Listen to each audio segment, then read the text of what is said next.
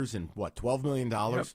And you can't come in and just be average, below average at left tackle. I don't want to hear about Andrew Thomas because the Jets didn't have Elijah Vera-Tucker, and they pounded on the Steelers. Scheme matters. So you have a GM and a coach who can't identify offensive linemen, and I'm sorry, the Daboll scheme, whatever it is, it's not working. The Giants look different than any other offense in football, and that's not a compliment. Nothing is schemed up. Nothing is easy. Like getting out of the huddle is a challenge. You'd think they're running a marathon. Boomer, I'm apoplectic because I get tired of hearing about how Daboll, Josh Allen. Then show me the ability to have any explosiveness on offense. Any. Not in the screen game, not in the run game, not in the verticality. It's just lifeless.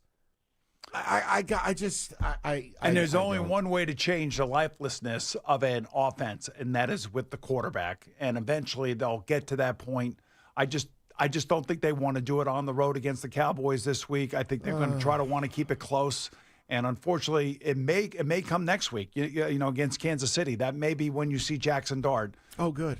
Another year of buying my dad Sunday tickets so he can watch his G-Man. Yeah, but we kind of all knew this. We all knew this coming into the season, how difficult their schedule was. I know, but I thought it would look a little better. I mean, you can lose and still have fun. There's losing, and then there's this. 3 straight years, week 1, you can't score a touchdown. Are you serious? Come on. This is Akron football. I'm just telling you that the underthrow to Malik Neighbors down the left sideline is where I said, oh, my God, Russell's just not letting it go. He's holding on to it. He's short throwing it. He's overthrowing people in the red zone. So, I mean, that basically is where the game is won and lost at that position. And we saw that from J.J. McCarthy, obviously on Monday night. Scones, change the topic. All right, here we go. Staying with the quarterbacks. Now, the Jets look like a completely different team against Pittsburgh last week, but I want to focus on Justin Fields. The rhetoric was Justin the ball down the field. He can't do this, can't do that. Well, he put up over 30 points against the Steelers. So what has clicked for Justin Fields? Well, I think Tanner Engstrom really played to his strengths, and he only attempted 22 passes. The Jets are a running football team first. Play action pass, 6-7 man protection. You have to worry about blitzes and things of that nature. And as the game wore on, I felt like Justin Fields got more and more comfortable and more confident. You know, his first throw is not a great throw. It's behind his wide receiver or his tight end. Guy makes a catch, great. But after that, every throw seemed to be a throw with purpose, understanding, and confidence. And I think they're still going to be a running team first and foremost. And he's going to run with the football as well. So I think Tanner Engstrom deserves a lot of credit for getting the best out of Justin Fields, at least for week 1. Now let's see it consistently over the next 4 or 5 weeks, and then I'll sit here and I'll say maybe it clicked for Justin Fields overall. Nailed it. Engstrom did incredible work here in Detroit. You have to give him some of the credit for Goff, along with Ben Johnson, but he was the Lions' passing game coordinator. They know how to scheme it up, and they really dialed it up for Fields. I loved what I saw. Everything Boomer said, +1. All right, let's move on to the Chargers now. Chargers walked into Brazil. They took on the Chiefs last week. They beat the Chiefs. So what has finally clicked for Justin Herbert, who couldn't win the big game and seemed to win the big game in week 1? So what has clicked for Herbert and Jim Harbaugh out there in L.A.? Well, for me, Jim Harbaugh loves him some Justin Herbert. He actually said, I have a quarterback that actually can go down there and hand the ball 60 yards away and put it right in the guy's chest. It's a match made in heaven, and it's taken a year to get there. And I believe that Jim Harbaugh, as a former quarterback himself, loves Justin Herbert. And wait till we see him this week. I cannot wait to see them on the field again. They're going to be one of the more interesting teams to watch all year long. Harbaugh's a QB whisperer. And in a Greg Roman offense, you get multiple backs. You get a great scheme. You're going to dial up 30% play action for your guy. And I think, Boomer, you're right. I mean, Justin Herbert, I know it hasn't always translated, but he has top 5 arm talent, the accuracy, the arm strength, mobility, throw on the run, off platform. Like, it's all there. And you put it with Jim Harbaugh, we've seen the movie before. And that's just what you're going to get. It's the opposite of the Giants. It's a comprehensive scheme. It's quality coaching. I hate everything about the Giants. That's my take on the Chargers. I hate the Giants.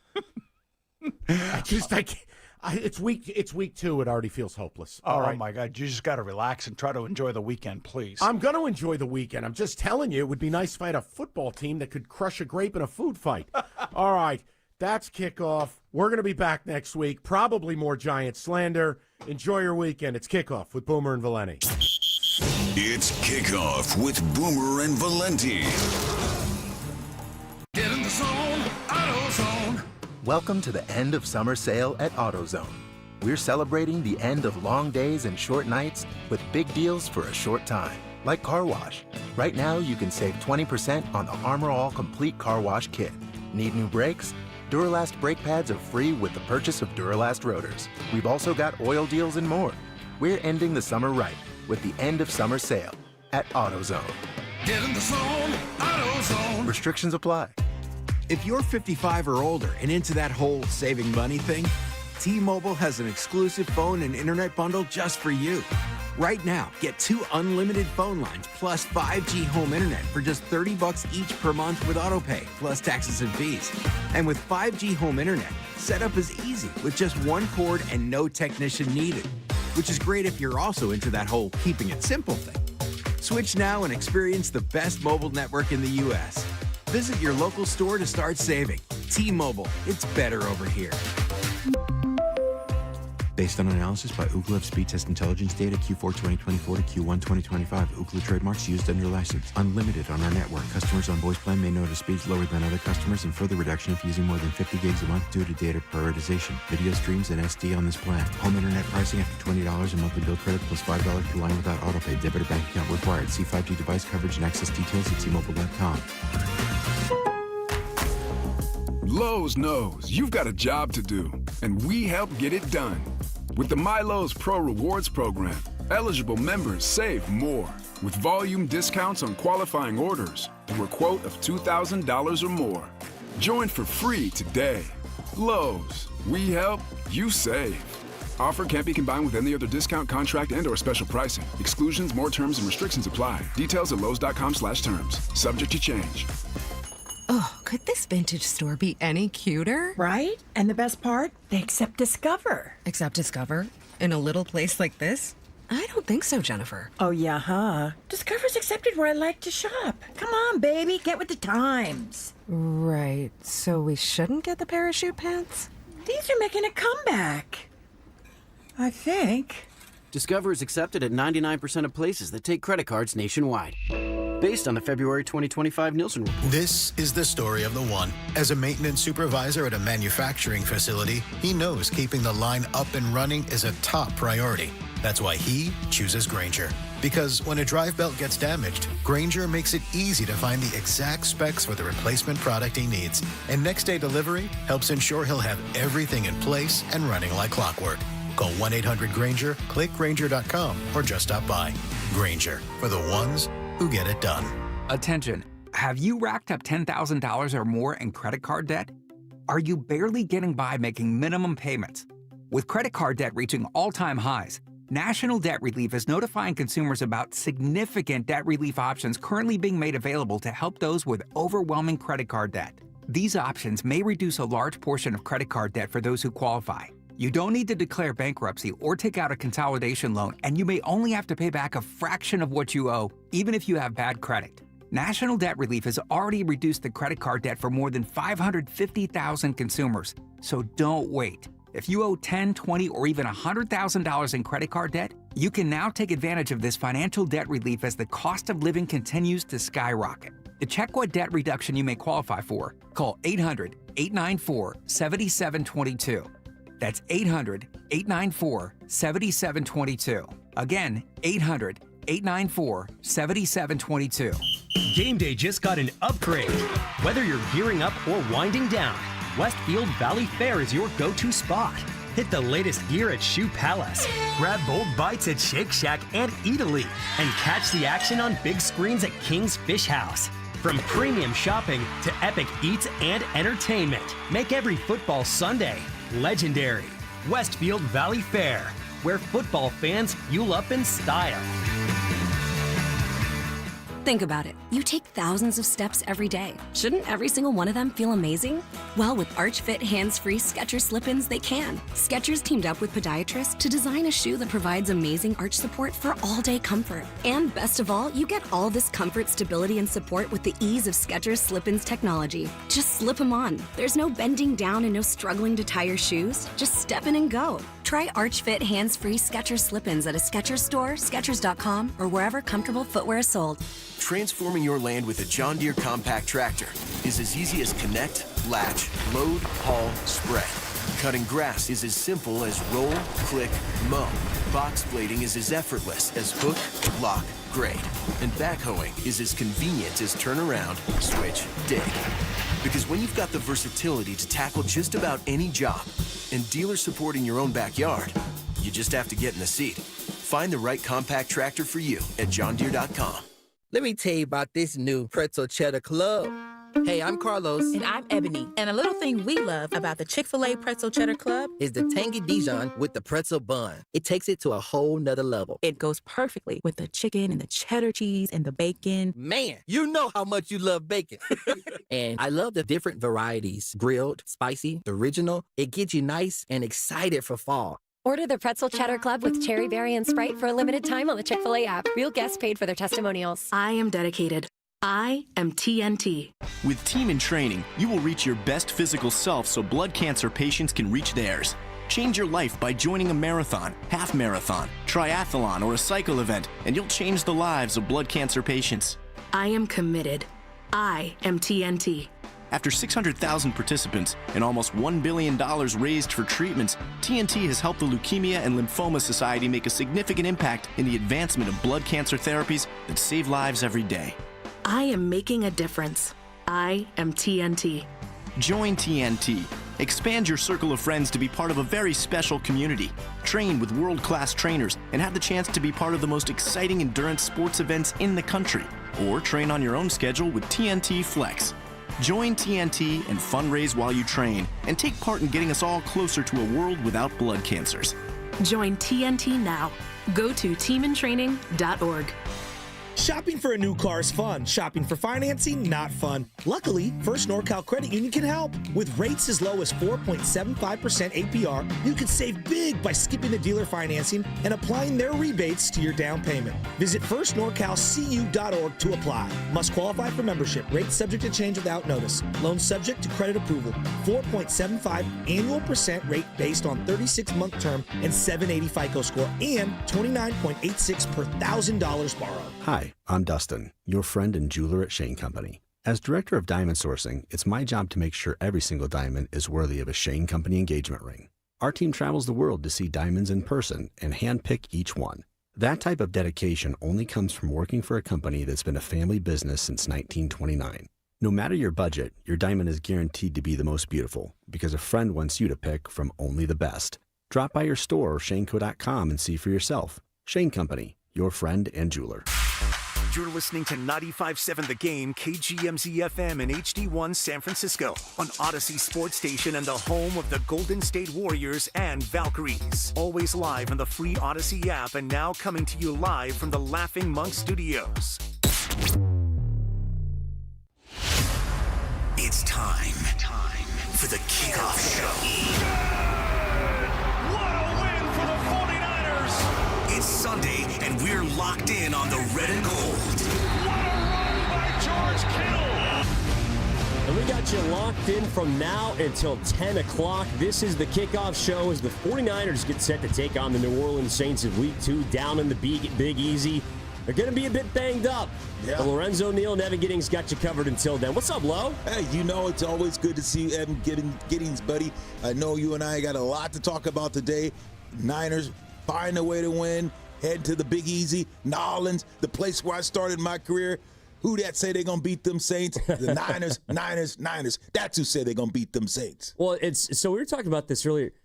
You had your longest run of your career with the Saints? Yeah, 74? 74, baby, against the Atlanta Falcons. Your big fella was leading the league in rushing, took the ball on a little F-belly, little fullback base, take the slide step, hit the 3-gap, boom, get in there, push the pal a little bit. Then I do a little spin move like Walter Payton-esque, and the big fella comes out of the pal, and then I'm putting him up, I'm picking him up, and putting him down, picking him up, putting him down for 70 yards. Deion Sanders was on the team that year. He didn't come get me because he was playing baseball, thank God, because I probably wouldn't have made that 73-yard touchdown. So, Deion, thank you for doing two sports because no one else could run me down. Well, it's interesting because running is going to be a big part of their game plan today because they do not have their starting quarterback. That is the news from this week. Brock Purdy out 2 to 5 weeks with turf toe. And before we get into Mac Jones and kind of what the Niners need from their backup quarterback and all the rest, I do want to go back a little bit to the Seattle game because that's where it all went down. You and I were watching it. I thought it was a great football game, a gutsy win by the 49ers,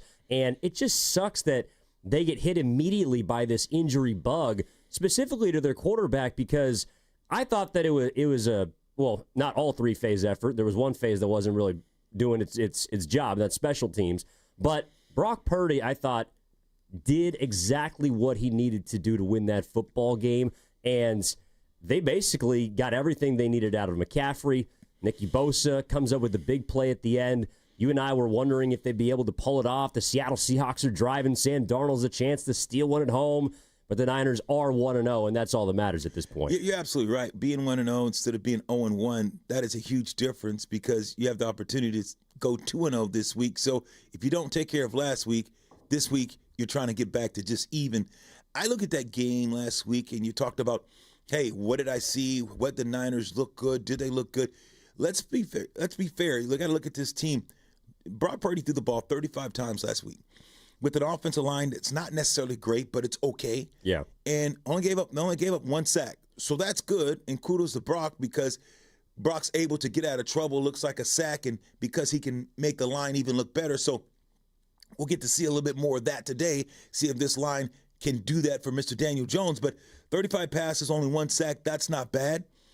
But when we talk about, hey, they had a big win last week, any win in the National Football League is big. But when you look at the game and 17 points, you only have 10. Think about what's ahead of you, and it's like, what can this Niner team do? You didn't play a top 10 defense. Mm-hmm. So I look at it as, okay, your offense is supposed to carry you, and you said Brock Purdy did enough to win the game last week. Yes, that's good. And you said, yes, they did okay. But to me, the defense won that game. Yeah. Think about the score. So everyone said, okay, yeah, Brock won. Okay, look, you got paid. Granted, you deserve to. I don't think it's his fault. But you got to get this offense has got to get cooking because if you're going to ask your defense, who's young, who's got you talked about 5, 6 rookies, guys that are starting, your whole face of your defense have been revamped. Let's give the game ball to me. I'm going to give it to Robert Saleh and the defense. That's where my game ball go for last week. Well, that's what I thought was so interesting. You and I were talking before the show. We felt like just because of the inexperience of that defense that the offense might have to carry him. And it felt like it was more the other way around. I mean, they held the Seattle Seahawks to 13 points. They held under them 100 yards rushing. Under 100 yards rushing. Yeah, they did not run the ball well. Sam Darnold, outside of a couple of big plays, mainly on that in the fourth quarter, didn't look very good at all. He didn't even throw for 200 yards. He threw for under 160. They ran the ball for under 100. So you got to realize they kept him under 300 yards. That's good. I mean, we're sitting here talking about yes, great win. I'm just realistic. I think they can clean up some things. It's not the end of the world. This team is 1-0, and they went on the road into a tough environment and found a way to win. Bang, bang, Niner game. Kudos to that. Congratulations. Shanahan, found a way. But let's be real here. You talked about a defense that we don't know what's going to be the outcome. You lost a lot of DBs. You lost, a lot of your interior linemen, people, free agency, all the things. Mm-hmm. You lost your linemen. And you held a team to 10. That's big. That's big. It's a reason why Sam Darnold only threw for 150 yards. It's a reason why Seattle, which is a good running team, only ran the ball for under 100 yards. That means the defense played great. And they got them off the field. I thought that was the most important part. It didn't matter if it was third and short, third and long, third and manageable. Seattle was 3 of 10 on third down. That means that defense, and Robert Saleh, you're right, he absolutely deserves a game ball. Yes. He was dialing up different blitz packages. He was showing different looks to Darnold. And for the first time this year, to be able to do that, especially with all these kind of changing parts, we saw them trying to throw at the rookie Upton Stout, made a couple of big plays covering someone like Jackson Smith and Jigba. Like, everybody made a play on defense, it felt like, at some form or another. Even the gladiator Fred Warner, after getting cleated in the stomach, he's vomiting and bleeding on the sideline and is out there still making plays. Like, it was a complete 11-man effort for sure. Did the Niners hold anyone under 10 last year? I got to see if the defense allowed more than 10 points last year. Is there any game last year and the year before that this team has held a team to 10? So, because if you look at it, Hargrave, the addition of Hargrave 2 years ago, you think this defense is going to be okay? The two defense DCs, and now you start off with Seattle, your arch rival, your nemesis, and you hold them to 10. That's really unheard of, brother. It really is. Well, and so last year, the three teams that they held to 13 or less were the Patriots, who weren't very good, the Bears at the end of the season, when they had kind of fallen apart, and then that Thursday night game against the LA Rams, where it was kind of a tough weather game. So that's the only time. Like, you're right. Last year, they gave up 26 points per game. They were 29th in the NFL. Yeah. This was not a defense that could keep another team out of the end zone. And already in week one, and yes, sometimes you might say at the beginning of the years, defense might be a little bit ahead. You look at some of the scores last week were low scoring. It doesn't really matter because the Niners clearly didn't have, I think, enough offense to go out and win that game. They needed their defense to carry them. Absolutely. And another thing, when you look at it, you're talking about here's a team that holds you to 10, and it's like, this is hard to do. This is the National Football League, and you spread teams out. You're able to do a lot of different things, and you're still able to get that done with the defense that only gave, one sack last week? Mm-hmm. I mean, who would have thought, and who would have thunk it, that you can only get one sack and hold a team under 10? That usually doesn't happen in football, brother. You didn't necessarily get a lot of turnovers. You got one crucial one when it needed most. This team, that defense, and Robert Saleh, you tip your hat to say, here's a guy, bunch of young guys, rookies, guys that have been on this team, and you won the football game on the road, and you won it with defense, and you get a turnover when it's needed most. Well, and this is how it also was. I mean, that's basically what you had to do. Now, I think, one thing we talked about last week before the game is this is a team that could survive, an interception, could survive a turnover, or, in fact, two. And the reason is because of their defense. Right. Now, the turnover battle ended up being even. Seattle had a couple fumbles, and the Niners obviously had a couple of interceptions. But because of their defense, last year, even if the turnover battle was even, it felt like every time the Niners gave up a pick, a fumble, it was going back for points. Both times that Brock Purdy threw those picks, they got them right off the field. They did. And I mean, to me, that's massive from a defensive standpoint to be able to, it allows the quarterback to go out there and play, not mistake-free football, but certainly with confidence, but also, and you don't want to be turning over the ball, but your defense, it doesn't matter what portion of the field is going right back out there saying, that's fine. Doesn't matter. We're going to go out and make a play. Yeah, isn't it interesting? Because before the game, we had some keys to success and keys what was going to have the Niners win this game. And I told you, I said, what can they overcome? They can overcome losing the turnover battle. Yeah. I said, this Niner team can beat Seattle even if they lost the turnover battle. Check. I said that this Niner team could win this game. They could win the game if they didn't let them run for 100 yards. Check. I said, Sam Darnold can throw for 300 if they stop the other. Guess what? They stopped both of them, and that's the reason why, another reason why this team won, because the offense turned the ball over, and your defense said, we're not going to let it end up turning into points. So this was a big win, huge win. It's going to be interesting because you don't have Brock Purdy. You saw him last week, his ability to get out of the pocket, his ability to scramble, make things happen on busted plays. He got a little careless with the ball, trying to force it into Ricky Poole, into double and triple coverage a couple times. But now it's just, my question to you is, talking about how great the defense was by just the other guys. We know who Fred Warner is. You know who Post is. But the other guys around, they played great. Who is the other guys? Now, you don't have McCaffrey. I mean, you have McCaffrey. You don't have Kittle.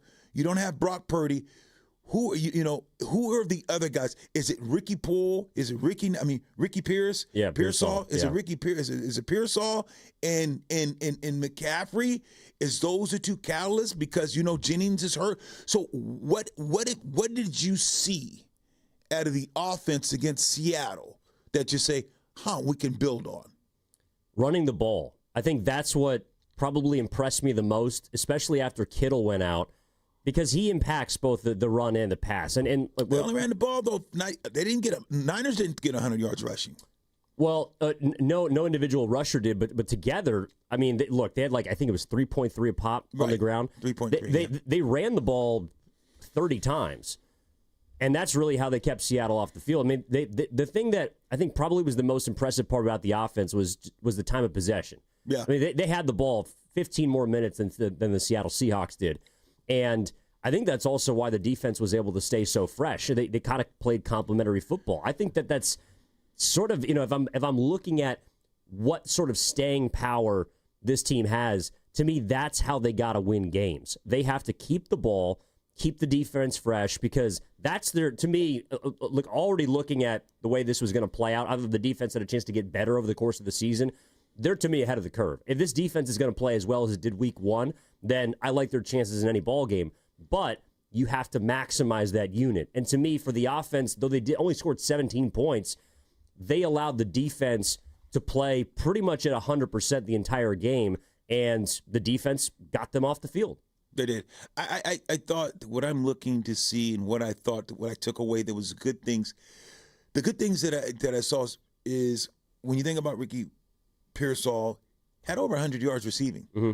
So I liked that his ability to get open, to find a way, and Brock to trust him. Also like what the Niners did offensively, third down. I thought third down they were pretty effective, which led to more time of possession, which led to eating up the clock, which led to keeping the defense kind of fresh, having them the opportunity. So I thought they won the third down battle. Also, another thing that I enjoyed watching, I thought it was huge, that the hidden things that people really don't talk about. I know McCaffrey, 50, 60 yards rushing. Yeah. But the 70 yards receiving, people don't talk about 9 catches for over 70 yards. That's that hidden factor that he converted several third downs on 3rd and 2, 3rd and 3. It's just as good as a run. He catches a 5-yard pass because you have a higher chance, believe it or not, of McCaffrey in 3rd and 3 throwing the ball to him than running, because now you don't have him going against all 11. Now you isolating him that he's got usually one-on-one or maybe zone, bracket coverage. So he's going to find a way to win if you can give the quarterback time, if it's 3rd and 5 or less. That's who McCaffrey is. So that's one of those things that I'm like, okay, how do you continue to build on that to carry throughout the season? Because of the fact your offense right now, it doesn't seem to be very explosive. No, it doesn't. I mean, they had one big shot play to Ricky Pearsall on that final drive, and that was a beautiful ball by Brock, a nice play by Pearsall to get open for the 45-yard catch. But that was pretty much the only play where they tried to drive the ball down the field. And I was impressed that Pearsall was able to get over 100 yards on just 4 catches, too. I mean, he was able to create separation downfield, which is something that they'll need to utilize today against the Saints for sure. But the thing about McCaffrey, too, is, it was 3rd down. It was also 4th down. There were 2 of 2 on 4th down. And you called out when we were watching the game, like, they put him on a DB. Like, it doesn't matter as long as he has one-on-one capabilities, as long as he's not getting double teamed. And you really can't double team him when he flexes out of the backfield. So the one thing that I am curious to get your thoughts on is he did touch it 31 times in week 1.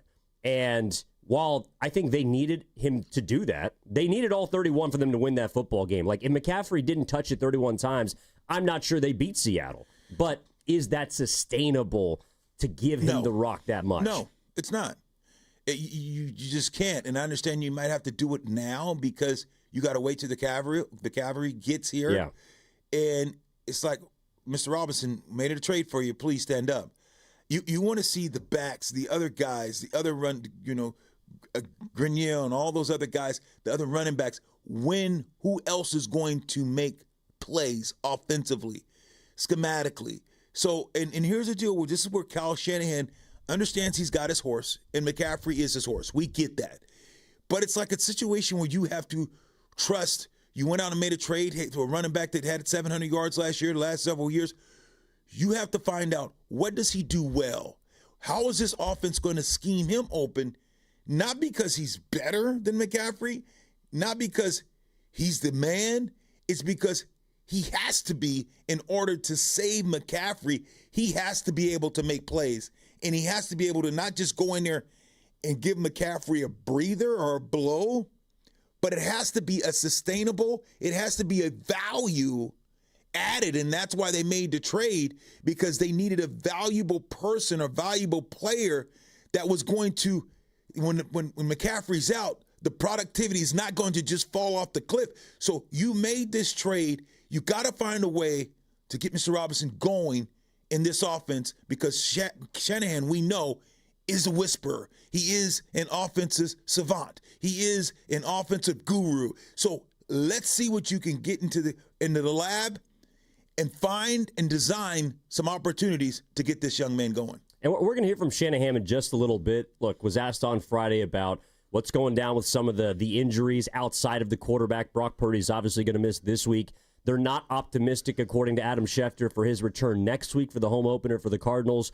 So it appears that Mac Jones is going to get certainly one crack, but perhaps even two, to get the Niners a win. We're going to hear from Shanahan also in a little bit on if this team is kind of snake bitten. It feels like every single year outside of 2023, we're talking injuries, and we're talking about the quarterback. We're talking about the tight end. Trent Williams is questionable today. Juwan Jennings is questionable to play in this game. We hope that they're out there, but they're in survival mode right now, Lo. I mean, for the next, really, I would say until the quarterback comes back, but even I would say until Kittle comes back, the next 4 weeks, this offense is not going to be at its most optimal. And we both together felt like even at full strength, they looked a little shaky in Seattle. So this is a football team that, by any means necessary, has to find victories until they can get all their horses back. Yeah, you really do. And it's a great point. The amount of injuries that this team has accumulated already in week one. What is the plan moving forward? How does Kyle Shanahan say, okay, I know I have a young defense. I know offensively we have to score, because our defense is not going to be able to play football like that week in and week out. What needs to transpire? And this is Kyle Shanahan now that is going to be pushed to his limits to find a way to make this offense function and function well, but function with consistency. Because gadgetry can get you so far. Mm-hmm. And then it still comes down to X's and O's and execution, and then just the will and technique, responsibility, knowing your assignment, and executing your assignment. So I understand you have to find a way, this team, in my opinion, with the injuries, you got to steal a couple plays. You have to, when I mean steal a couple plays, steal a couple shots, steal a couple by design and scheme to get someone falling asleep to say, I got to make sure this other team is not looking for this, so we can get a big play that can lead to 7 to 10 points, because now that's 7 to 10 points that we didn't expect us to get by good old-fashioned line up. I'm going to whip your butt. We're just going to play football. We're going to just beat you up and get it done. If you don't have that, then you got to find a way to create that. And I think that's what Shanahan is going to be asked to do. That's what he has to do. That's not because he wants to do it. It's something that he has to do because of the fact your shelf is getting bare in week one. Yeah, no, and to piggyback off that, I think it's a great point. Like, Shanahan, it feels like he just wants to line up, play smash mouth football. His players are going to go out there and make plays. But now you don't have all your players. Like, you don't have your guys out there to be able to make those plays. You got to rely on the Jake Tonjes's. You're going to have to rely on backups. And that to me is why watching the defense last week and what Robert Saleh did, in a way, is kind of what I want to see a little more from Shanahan, to get creative. You got to go deeper into the bag of tricks this week, I think, if they're going to win this football game, because you're playing with your backup quarterback. You're going to be playing with a less than 100% left tackle. Your second wide receiver, who has, and it's been reported moments ago that Juwan Jennings is warming up and he's going to try and play today with that shoulder injury. He's not going to be at 100%. So it cannot be, oh, well, let's just give the ball to Christian McCaffrey 30 times and that's going to win us this football game. No, you can not give it to him 30 times, but you still can run the ball maybe 40, maybe 50 times this week. Yeah. Let's be real. You're playing a team today, and we'll get into the breakdown of X's and O's, but you're playing a team today that's playing for Manning. You're playing a team today that they're not going to come out publicly and say it, and players don't think like that. Players think we're going to win every game. Let's go out and play. Ratcliffe, the quarterback. You're playing a team today that your second-string quarterback is better than their first-string quarterback. You're playing a team today that, in my opinion, like I said, is playing for the first pick and to change their trajectory of their franchise. Yeah. This team, the Saints will not win more than 5 games this year. You can take it to the bank. Whoever's betting out there and you listen, come see the big fella after the year and say, oh, what'd you say? You told they ain't going to win. This team that they're playing today will not win more than 5 games this year. Listen, I'll say it again. So mark this down. So this is a game that you have to find a way to win. No ifs, ands, and buts about it. I don't care if you played all backups. I don't think the Saints are good enough to beat you if you play good football with your backups. Yeah. I mean, look, like they did take the Cardinals down to the wire, but in a way it's, I always wonder sometimes for those bad teams, like by midway through the season, we're not going to be, no one will be talking about the Saints. They're going to be looking for another Arch Manning, right? But I do wonder sometimes about playing bad teams at the beginning of seasons when they almost don't know any better. Because to your point, those players are not out there trying to lose. No. And teams, I think, either get better or get worse over the course of the year. So the Saints, while they're in a, kind of like I think a spot where they could pose some problems for the Niners. I thought they played the Cardinals well last week. Arizona, I don't think look as good as I thought they'd be. They're going to be horrible. Arizona's not a team that's going to win 8 games. Arizona hasn't won 8 games since when? I mean, so, yes, Kyler Murray's got some weapons. Yes, he's a good tool. He'll give you a couple times. He's going to throw you the ball. A couple times he's going to run for 100 yards. He's very athletic and make some things happen. The guy is not going to take Arizona anywhere. This is not a guy that's going to win you a Super Bowl. This is not a guy that, you can put him in a system, and he can play, and he can do some things, can throw the ball, some incredible runs. He's got amazing ability. He's not. He cannot generate a championship. So I don't think Arizona is a threat. They have some weapons. Yes. Should they have beat the Saints? Yes. Did they? And is the Saints? If you play down to the Saints, and you say, okay, this is the Saints, and we're going to go out here and kill them, and we're going to go out here and do that, you're going to get beat. You're going to get beat. This is still the NFL. I'm just saying, with the talent that the Saints have, you do have more talent than the Saints. You should find a way to win this game, and it's going to be interesting just to see what Kyle Shanahan comes up as far as scheme-wise. I mean, they're favored for a reason. I mean, the Saints are not a good football team, and I think the Niners, even at less than full strength, they certainly got more talent at different positions. The one thing, and as we got coming up, again, 10 o'clock is going to be the kickoff between the Niners and the Saints in New Orleans. Evan Giddings, Lorenzo Neal on the kickoff show. We'll take you up until kick, and then we're going to turn it over to the Golden State Valkyries, who play their first ever postseason game against the Minnesota Lynx, and that's going to be at 10 o'clock right here on 95.7 The Game. Kevin Dan has got the call for you. We'll send you out to Minneapolis for what is basically an historic day for the Golden State Valkyries, first team to make the playoffs as an expansion group. So we're looking forward to that. But until then, we're going to be talking San Francisco 49ers. And coming up next, we do have to get into the quarterback. We got to talk about McCorkle. We got to talk about Mac Jones and what he brings to this football team and just how much is on his shoulders, how much Kyle Shanahan is going to put on him as opposed to McCaffrey. Is it going to be Ricky Pearsall? All that and more coming up next as we roll on here on the Kickoff Show. Evan Giddings, Lorenzo Neal, back after this on 95.7 The Game. Oh, boy. Why is Macy's one-day sale the one sale you can't miss? For starters, you'll find our best prices of the month on fall's top trends, like $99.99 for trenches and barn jackets, diamond bracelets $249, and for cozy nights in, comfy sheets at $19.99 and under. Plus, it's Star Money Bonus Days, when Star Rewards members can earn Star Money faster. Not a member yet? Join for free online or in-store. Don't miss Macy's one-day sale today. Savings off already reduced prices. Exclusions apply. See website for details. BillsHappen.com is not a lender. It does not make credit decisions. Must be 18 years old. Not available in all states. Honey, everything is so expensive, and our bills are piling up. You're telling me credit cards are maxed out, rent is due, and the car payment's right around the corner? We need some extra cash. We should do what my friend from work did. She went to BillsHappen.com and got the money she needed the next day. Our credit is not great. Are you sure that would work for us? BillsHappen.com is one of the largest personal loan networks. They can help people with all credit types get up to $5,000. Sounds like it's going to be a hassle. My friend said it was super easy. She did it right from her phone during her lunch break. If you have a regular source of income, you can be approved for a loan for up to $5,000, and your cash can hit your bank account the next day. BillsHappen.com's lenders have millions of dollars to lend, regardless of your credit history. Guess what? I went to BillsHappen.com, and we're getting our money tomorrow. Wow, that's fast. Problem solved. If you need extra cash, go to BillsHappen.com. That's BillsHappen.com. BillsHappen.com.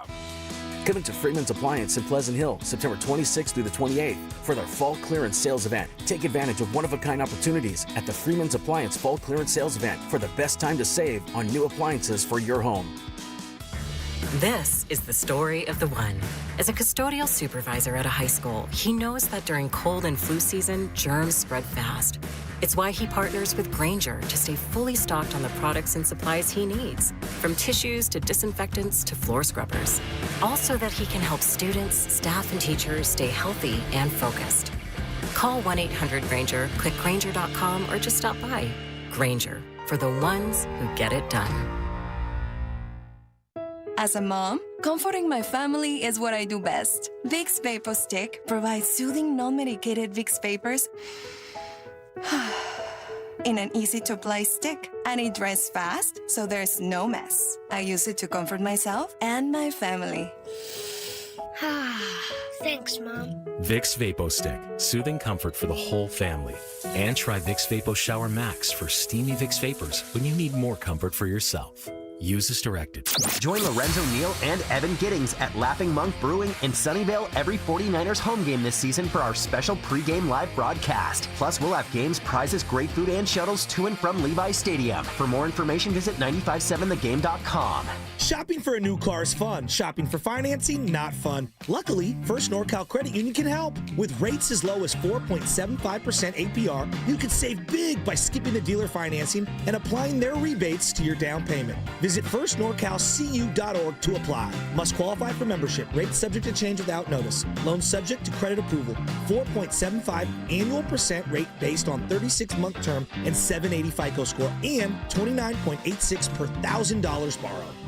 Why is Macy's one-day sale the one sale you can't miss? For starters, you'll find our best prices of the month on fall's top trends, like $99.99 for trenches and barn jackets, diamond bracelets $249, and for cozy nights in, comfy sheets at $19.99 and under. Plus, it's Star Money Bonus Days, when Star Rewards members can earn Star Money faster. Not a member yet? Join for free online or in-store. Don't miss Macy's one-day sale today. Savings off already reduced prices. Exclusions apply.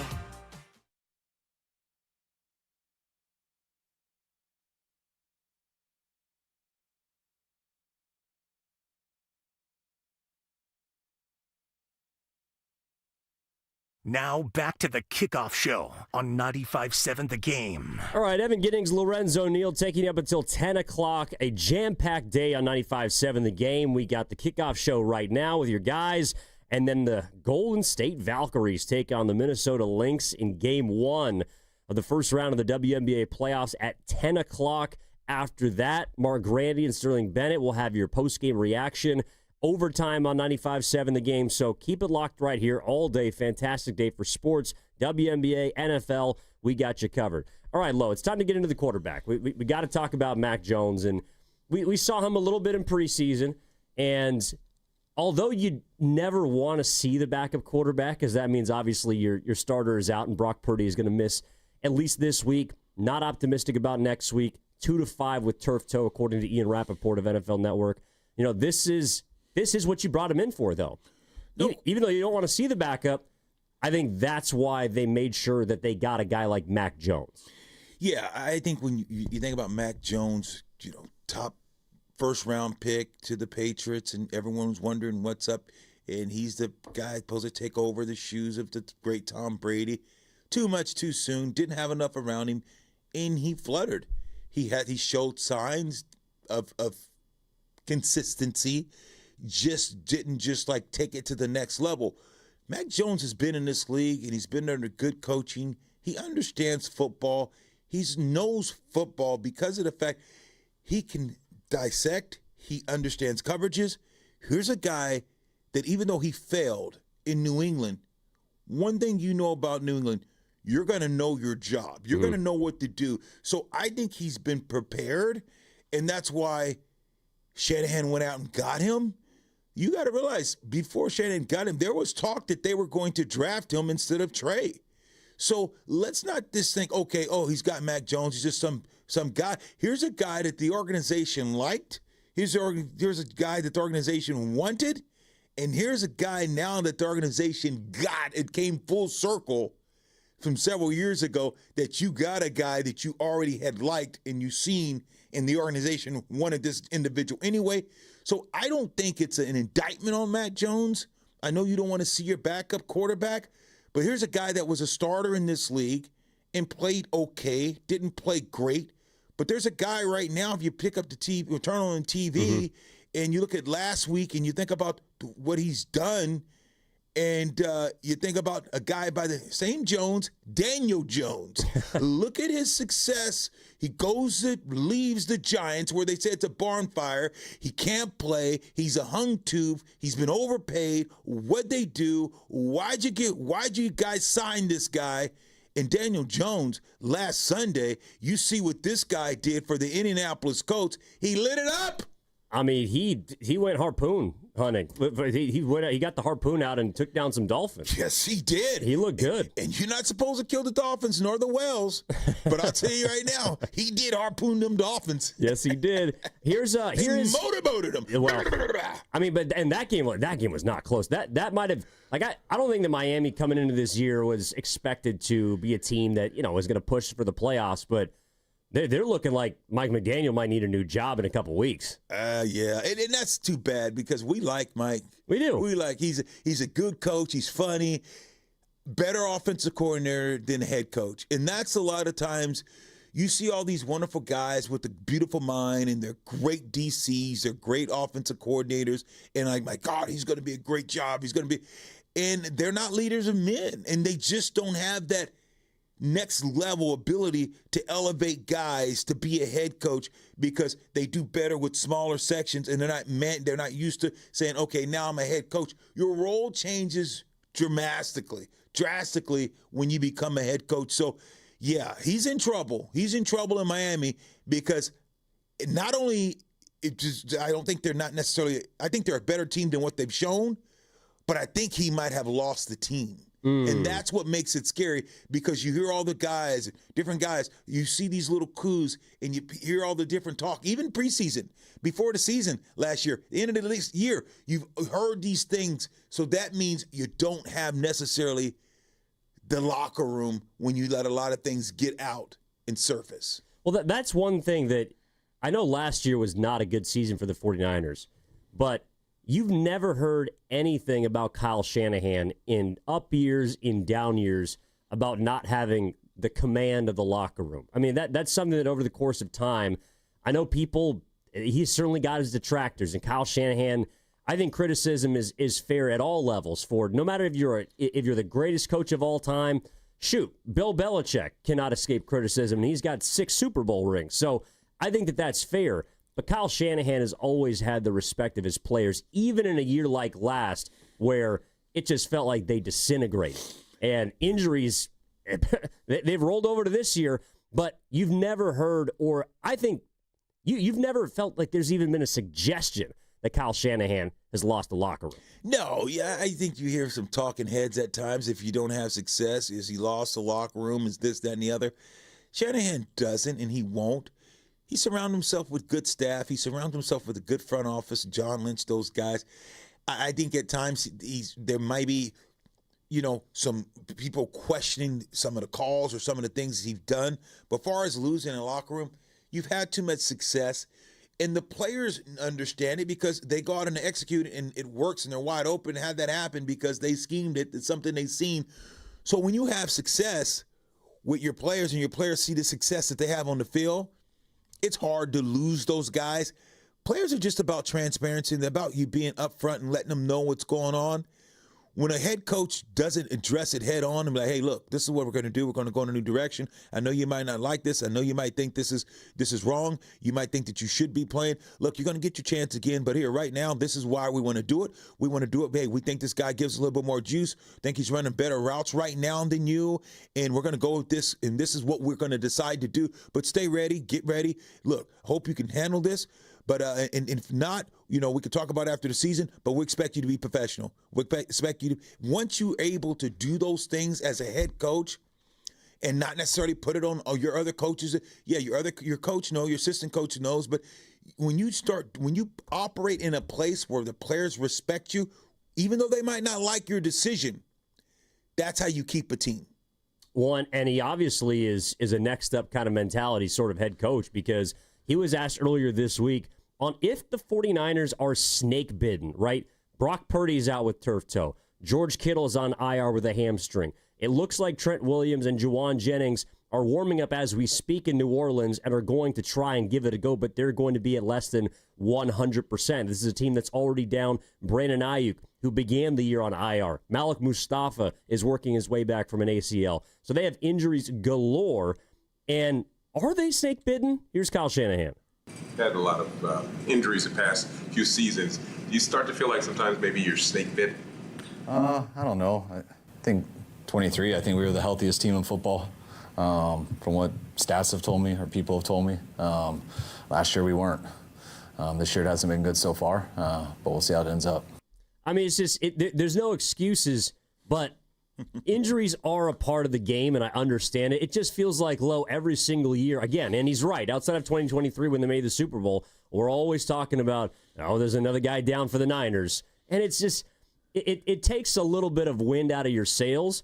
And so to hear Kyle Shanahan basically dismiss it, I thought was kind of interesting. Yeah, and the thing about it is, you can't, if he comes out and says we're snake bitten, that gets through the locker room and permeates like a bad poot.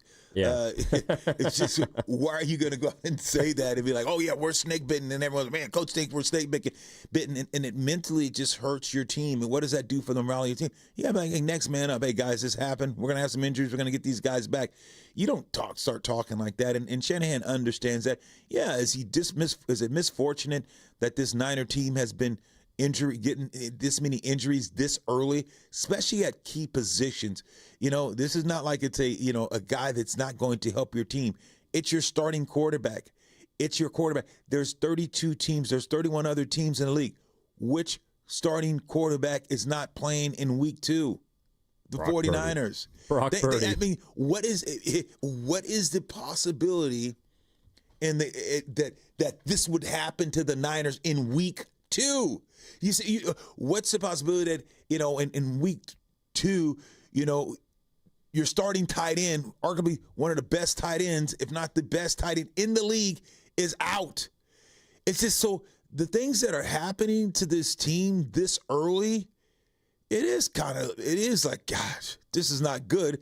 And these are weapons on your team that provide you a security and a lot of productivity. Well, and that's the issue. Is there's not really any rhyme or reason to it, right? George Kittle missed 4 games in the last 3 years. I mean, he's been pretty much a model of health for this football team. Very durable. And although Brock Purdy is not a big quarterback, in 2023, he played every single game.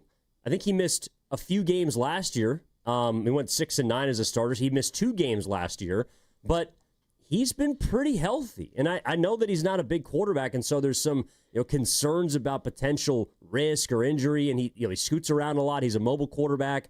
I think he does a pretty good job of putting himself out of harm's way. And so you're just thinking about these injuries, and it's like when George Kittle comes up lame with a hamstring injury, you just go, here we go again. And it doesn't necessarily have to be one guy or the other.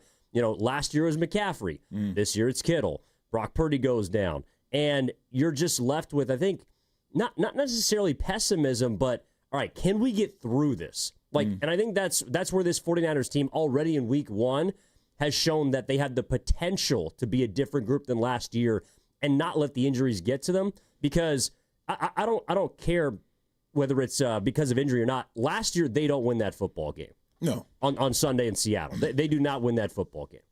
Oh, without a doubt. And that's a guy that when you're talking about Purdy, that is, here's a quarterback that does so much for your team. He lines guys up. He gets them in the right place. He knows the nuances of different defenses. He has a great command. He's your leader. Here's a guy that you brought in, and you see the way people talk about Purdy's the best. Purdy, he's got command. Purdy's is so intelligent. You look at this team. I'm just going to be very candid. This is Brock Purdy's team. This isn't Fred Warner's, Nicky Bosa. Even though these guys are great players, this is Purdy's team. The way that he commands, the things that he does, and the way that the coaches and the way that the players talk about him, they revere him.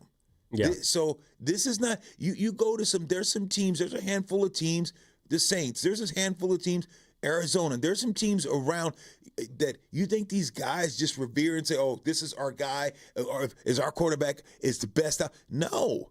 And that's a big deal, not having the guy, your general, your guy who that's Mr. Clutch, that's Mr. Wonderful, that's been the overachiever. He brings a lot of juice to this offense, lots of juice. Well, and it begs the question, too, how much do we take Brock Purdy for granted? This is Ryan Fitzpatrick, obviously played a long time in the league as a quarterback, and he was asked about the idea of, is Brock Purdy underrated? And he took it a step further. Is Brock Purdy. It's Brock Purdy. Even though he's been paid, I think everybody in San Francisco appreciates what he brings and what he does every single week. But I still don't think that NFL fans appreciate how good this guy is. And when you put on his tape, the anticipation that he throws with, the stuff that he gets those guys out of in terms of avoiding bad plays. And then what a great example in week 1. He throws 2 interceptions, right? But he's played in so many dang games. He has so much confidence in himself. He's so calm when he's out there that then what happens at the end of the game, he has a situation where he has a chance to drive them down to win the game. And what does he do? He goes down and wins the game. And so I think a very important progression as a quarterback, when you have the ball with 2 minutes left, does your team believe that you're actually going to win the game? And when the other team has the ball, are they thinking, oh, my God, we can't give this quarterback another chance. We've got to run this clock out. And Brock Purdy is entering that conversation as that guy, and I think he's truly still underrated by most NFL fans. And that's what they're going to be missing for a couple weeks. Yeah, and that's very high praise, from Fitzy, because he gets it.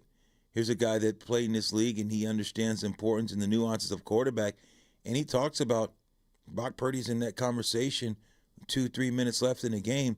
You don't want the ball in his hands. There's a lot there, you talk about Mahomes, you talk about, of course, Josh Allen, and a lot of these quarterbacks that we talk about, 2-3 minutes left. You said you gave them too much time. You saw Buffalo Bills last week, Sunday night. You gave them too much time. Mm-hmm. You can look at, Cincinnati's quarterback. You give this guy and you give him too much time left, he's going to hurt you. He's going to beat you up, Joe Cool. So when you're starting to hear that and you have a guy that's, in the media that's played quarterback that talks about him in that same type of breath and that same stroke that's saying, this guy, he can have some adversity can happen to him, but the way that he overcomes and the way that he deals with it as a setback and not as a permanent setback, and you give the ball to him. You saw what he did. You talked about Ricky only having 4 receptions for 100 yards, but one of the receptions was for 40, 45, 50 yards down the field. Who threw that ball into double coverage, lays it right in? The safety's coming over to help. The DB's trailing. Brock Purdy drops it right into the basket, and Ricky's, Pearsall's able to, take that ball 30, 40 yards down the field. Yes, Brock Purdy makes things happen. It's third down. He's in that scramble drill. He rolls out and throws it, and it looks like it's going to be intercepted. Finds a way with a tight end, goes and takes it out of the hand to win that football game. So we've seen Brock Purdy do some amazing things, and on a final drive, he's very smart, and that's what you were hearing. Here's a guy that knows what to do with the ball. His anticipation, and that's what sometimes gets him in trouble because he knows football and he thinks he knows where these defenses are going. So he anticipates it and lets it go, let the ball go, and it's going to a spot because where he anticipates the receiver is going to be and where that open spot is. And you see at times Brock does that, and everyone's like, where was he throwing that ball? That's what Fitzpatrick is talking about, anticipation. That's what he was talking about saying, understanding defenses. That's what he's meaning when he's talking about here's a guy that you can start talking about in this level because of the fact he knows where to go and he anticipates where to be and where the receiver is going to be when he's letting that ball go. And obviously the 49ers are going to be without him for the next couple of weeks, it appears. He's out with turf toe, 2 to 5 weeks, according to Ian Rappaport. We do have an update that Trent Williams and Juwan Jennings are active for the game in about an hour and 15 minutes. Kickoff is going to be down in the Big Easy in New Orleans. The Saints, week 2 for the San Francisco 49ers, and Lorenzo Neal and Evan Giddings got you locked here on the Kickoff show. And that's why, to me, this game today, it's about Kyle Shanahan. Like week 1, and I think this 49ers team, to your point, it is Brock Purdy's team. But without that guy on the field, Mac Jones this is what you brought him in for. I think he's a serviceable quarterback. He can go out there. We even saw in preseason. We know that he can execute this offense. Doesn't have Purdy's skill set as far as a runner is concerned, is less mobile, but he can put the ball where he needs to. But this game, to me, it's about Kyle. And it's about if Shanahan can extract enough out of his backup quarterback to allow that defense then to help lead them to victory. Yeah, I think not just that. I think when you look around and look at the circumstances and think about what happens when you leave here, why does players, especially quarterbacks in particular, want to come here? Because usually they learn because they feel they can get better. They know that they're not going to start. They know that Purdy is the guy, but they also know that they're going to have an opportunity to play. They know that maybe not due to injury, but if the 49ers are ahead in the game and they need something done, Shanahan is going to give you an opportunity to showcase your skills. Look no further than who's the quarterback at Seattle, quarterback we saw last week. Everyone said that this guy was done. He comes to the 49ers, gets under Kyle Shanahan's tutelage, goes to Minnesota, has an unbelievable year. Now he goes and get big-time money from the Seattle Seahawks. It's a reason why. This is a place that he wanted to be. Mac Jones wanted to be in San Francisco, free agency. He knew if I go here, I know that I'm going to be sitting behind a great quarterback. I'm going to be able to get into the head of the great quarterback. I'm going to start understanding how he thinks in his thought process, and it's going to help me in my journey. And you think about what you heard, from the quarterback, now the starter in Seattle. Yeah, Sam Darnold. Sam Darnold, when he was here and we went to Minnesota, he said, I love being in San Francisco because what it taught me. He talked about Purdy, how he studied, the execution, what Kyle Shanahan expected at him. He said that was the reason why he became a better quarterback because of what he took from the 49ers organization and the man that's in the quarterback position. So, yes, I say all that to say Mac Jones is in a good situation. This is a day for Mac Jones to put one of those trophies on the wall, pelt on his belt, to say, this is what I have learned, and I'm going to show New England, show the rest of the league, that I'm no just experiment, that I can play, and I can play at a high level, And that's what I expect from Mac Jones today. I expect him to go out and execute this game. I'm not looking for him to become Purdy. I'm looking for him to play within this system. And I think this guy's going to throw for over 200 yards today. I think he's going to light it up. I think he might have to. And, the thing about Mac Jones, too, it's like I think you're spot on about the situation, because that's the biggest difference between his previous backup quarterback job, which was in Jacksonville, and the one now. He was not set up to succeed in Jacksonville. That's not a good team, especially last year when their quarterback goes down. They don't really know what they're doing. They go out and get an entire new front office. They get a new head coach. They're a completely different team this year. And while they might be better, last year Mac Jones they just threw him into the fire. Now there's opportunity, but there's also a situation. And so I think that Mac Jones is in a far better spot to succeed with the 49ers. And to your point, that's why he wanted to be here. Did he expect to play in week 2? Probably not. But that's the job of the backup quarterback, is at any moment's notice. And oftentimes you're going to be at a disadvantage, because if you're in, that means that the team might have a couple of other injuries, like Kittle, less than 100% Juwan. Like, he's not in the best spot, but certainly a better situation than Jacksonville. And that's another reason why I'm excited to watch him sling it today. Yeah, so am I. And I think that what people and fans, when listening to the show, when people out there around saying, oh, my goodness, there's Mac Jones, God, his receivers, they're like, guys in tough situations, the McCaffreys, the guys that we know that are superstars, you're talking about Ricky Pearsall, Jennings. How do they rally around Mac Jones? See, you're in a situation today that when a backup quarterback is going into a game, defensive players, offensive players are saying, this is our brother. This is the guy that's we know Brock Purdy's not walking on this field with us today to perform, to play. We have the backup. Guys, guess what? We got to turn it up just a little bit more. Hey, I got to be decisive on my route just a little bit more. I'm Juwan Jennings. Yeah, my shoulder's a little banged up. But hey, look, I know I got to help my brother out. I know Mac Jones is coming into this game looking for us to bail him out, looking for us to go out and do our job. So I think that you have an eager McCaffrey saying, okay, the lights are going to be bright. I'm in New Orleans. I'm here to play. I know our quarterback's not here. I'm just going to turn it up a little bit more. Hey, you know what? I could get 5 on this, but I think I'm going to turn on it and make another guy miss. I think I'm going to pick up 10, maybe 15.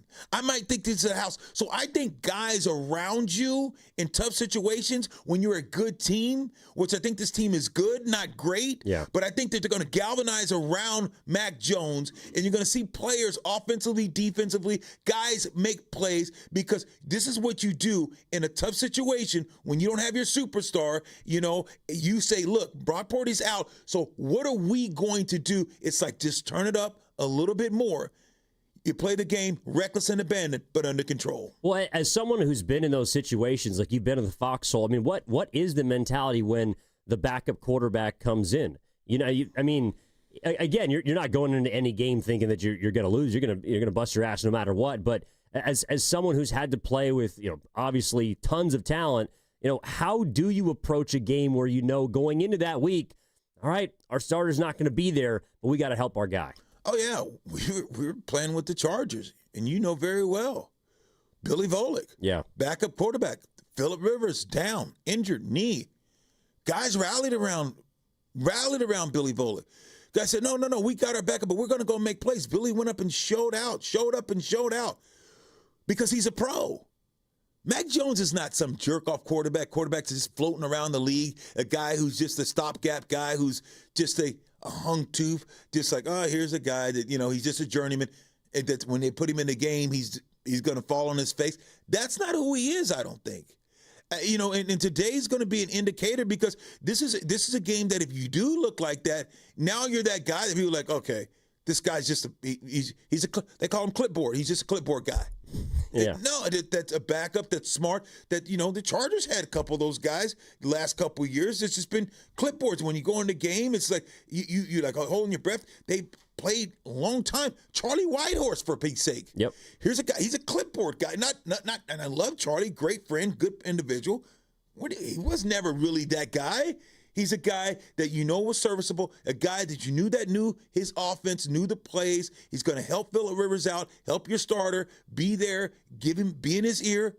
Those guys are around the league all the time. You're like, who's this guy? Where's he been? I don't think Mac Jones wants to be that guy. I don't think he's at that part in his career. He still believes that he can play and play at a high level, and that's why he came to San Francisco to revitalize his career. When we come back on the other side, I do want to hear from the fans themselves. 888-957-9570. What is your confidence level in Mac Jones? Brock Purdy's going to be out this week with a turf toe. They're pessimistic about his ability to return for the home opener next week. What's your confidence level in Mac Jones? What is this game about for you? We got 1 hour until kickoff. We also got 1 hour until game 1 of the WNBA playoffs kicking off. The Golden State Valkyries, an expansion team, making the playoffs. They take on the Minnesota Valkyries, the Minnesota Lynx at 10 o'clock. Kevin Dan is going to have the call for you. And then, of course, Mark Grandy and Sterling Bennett will have your overtime 49ers reaction after that. So we got a packed day on 95.7 The Game. 1 hour left on the kickoff show. Evan Giddings, Lorenzo Neal. We'll get to your calls on the other side when we come back on 95.7 The Game. Here we go. Count on Sundays with the NFL on CBS and Paramount Plus. This is incredible. Watch your local NFL game live all season long. And he's in for a touchdown. Visit ParamountPlus.com/NFL to get started today. Shopping for a new car is fun. Shopping for financing, not fun. Luckily, First NorCal Credit Union can help. With rates as low as 4.75% APR, you can save big by skipping the dealer financing and applying their rebates to your down payment. Visit firstnorcalcu.org to apply. Must qualify for membership. Rates subject to change without notice. Loan subject to credit approval.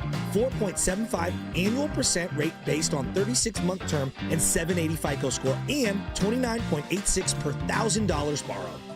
My mom, my papa, my daddy. Where's the Caltrans? On the freeway, right next to speeding cars. Please be careful. Be alert. Be work zone alert. Brought to you by the kids of Caltrans. If you're 55 or older and into that whole saving money thing, T-Mobile has an exclusive phone and internet bundle just for you. Right now, get 2 unlimited phone lines plus 5G home internet for just $30 each per month with autopay, plus taxes and fees. And with 5G home internet, setup is easy with just 1 cord and no technician needed, which is great if you're also into that whole keeping it simple thing. Switch now and experience the best mobile network in the U.S. Visit your local store to start saving. T-Mobile, it's better over here. Based on analysis by Ookla Speed Test Intelligence data Q4 2024 to Q1 2025. Ookla trademarks used under license. Unlimited on our network. Customers on voice plan may notice speeds lower than other customers and further reduction if using more than 50 gigs a month due to data prioritization. Video streams and SD on this plan. Home internet pricing after $20 in monthly bill credit plus $5 per line without autopay. Debit or bank account required. See 5G device coverage and access details at T-Mobile.com. Keeping your family safe starts with making an emergency plan. Visit safetyactioncenter.pge.com to get started today. And listen to all the interviews from this year's Ember Stop Wildfire Preparedness event, sponsored by PG&E, and how to stay ready in case of an emergency at 957thegame.com. Do Crohn's disease or ulcerative colitis symptoms keep coming back? Tremfya, guselkumab, may help, with rapid remission achieved at 12 weeks and lasting clinical remission at 1 year. Some even saw visible improvement of their intestinal lining at 12 weeks and 1 year. Tremfya is a prescription medicine used to treat adults with moderately to severely active Crohn's disease and adults with moderately to severely active ulcerative colitis. Serious allergic reactions and increased risk of infections and liver problems may occur. Before treatment, your doctor should check you for infections and tuberculosis. Tell your doctor if you have an infection, flu-like symptoms, or if you need a vaccine. Healing is possible with Tremfya. Approximately 3 out of 10 patients were in endoscopic remission at 1 year, based on areas visualized on colonoscopy, which may not represent the deeper bowel layer or entire GI tract. Individual results may vary. Ask your doctor about Tremfya today. Call 1-800-526-7736 to learn more or visit tremfyaradio.com. Score big by saving lives with Stanford Blood Center. Donate blood between September 1st through the 30th and be automatically entered for a chance to win 2 club-level seats to the ultimate Sunday night showdown, San Francisco versus Atlanta at Levi Stadium. It's your chance to make a difference and experience the game like never before from premium seats with an unbeatable view. Every donation helps patients in need and brings you one step closer to the end zone. Learn more at stanfordbloodcenter.org/touchdown. Football is back, and so is your shot at big wins. With DraftKings Pick 6, the official daily fantasy partner of the NFL, your game day instincts can score you real money fast. Here's the play. Just pick more or less on 2 or more player stats, from breakout rookies to elite QBs, and unlock the upside every snap brings. The better your calls, the bigger your payout. New DraftKings customers get $50 in bonus picks with just a $5 entry. This season, play your player instincts. Download the DraftKings Pick 6 app now and use code THEGAME. That's code THEGAME. Play just $5, get $50 in Pick 6 bonus picks. Make the call. Ride the upside. In partnership with DraftKings Pick 6. The crown is yours. Gambling problem? Call 1-800-GAMBLER. Must be 18 and over. Age and eligibility restrictions vary by jurisdiction. Void where prohibited. 1 per new customer. Bonus awarded as non-withdrawable Pick 6 bonus picks that expire in 14 days. Limited time offer. See terms at pick6.draftkings.com/promos. Hi, I'm Dustin, your friend and jeweler at Shane Company. As director of diamond sourcing, it's my job to make sure every single diamond is worthy of a Shane Company engagement ring. Our team travels the world to see diamonds in person and handpick each one. That type of dedication only comes from working for a company that's been a family business since 1929. No matter your budget, your diamond is guaranteed to be the most beautiful because a friend wants you to pick from only the best. Drop by your store or shaneco.com and see for yourself. Shane Company, your friend and jeweler. You're listening to 95.7 The Game, KGMZ FM in HD1 San Francisco on Odyssey Sports Station. Always live on the free Odyssey app, Twitch, and YouTube. Powered by First NorCal Credit Union.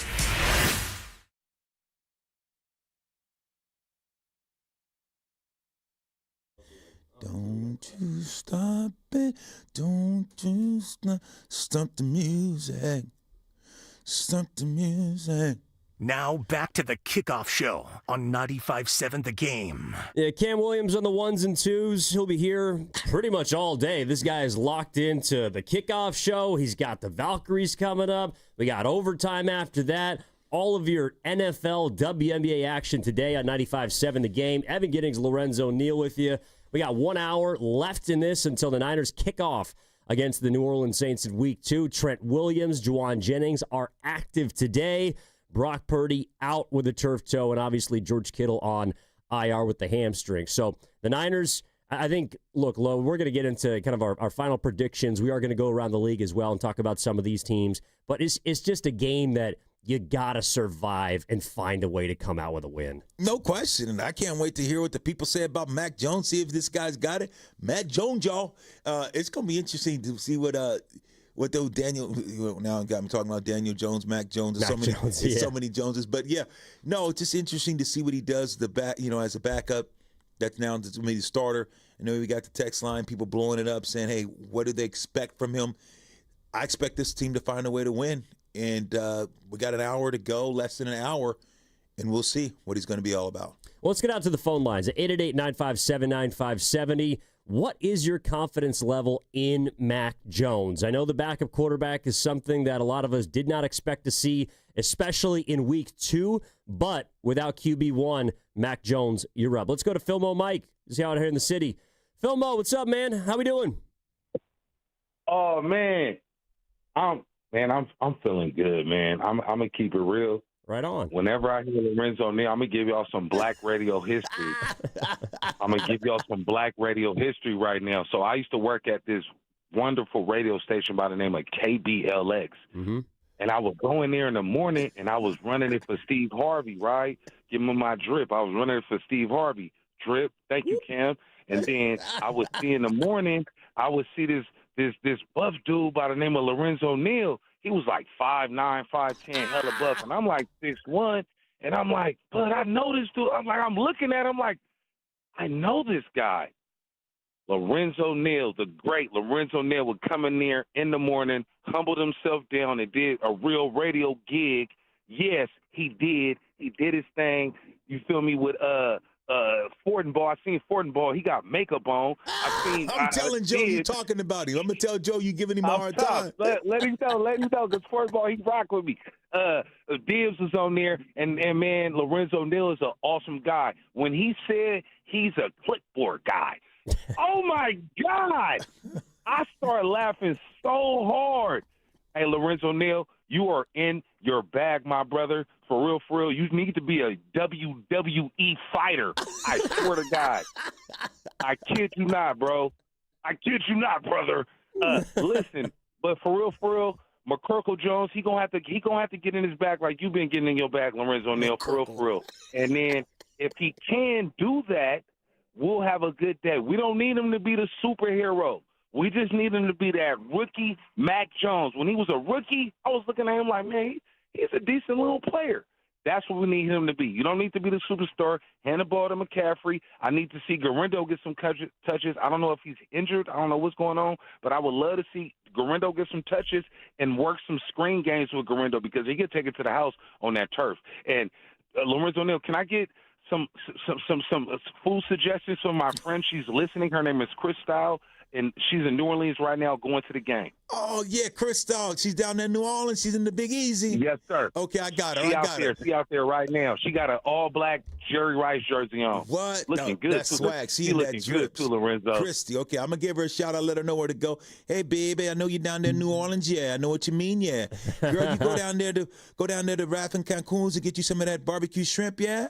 And then get you some of that jambalaya. But if you want to start this morning all right and down there in New Orleans, baby, go down there and get you some of them beignets. That's right, baby. Go down there and get you some of them beignets. These donuts are so good. They call beignets. You had some of them? No. Oh, I'm salivating. Oh, yeah. Dude, it's hard. Dude, I think there's a spot in Oakland that does beignets. And I like that kind of stuff, man, is why I miss traveling. Getting to go to some of these locations with the food, the people, the culture. Yeah, New Orleans will be the one. Yes, go to and there's a place called Mr. B's. Get you some barbecue shrimp. It's unbelievable.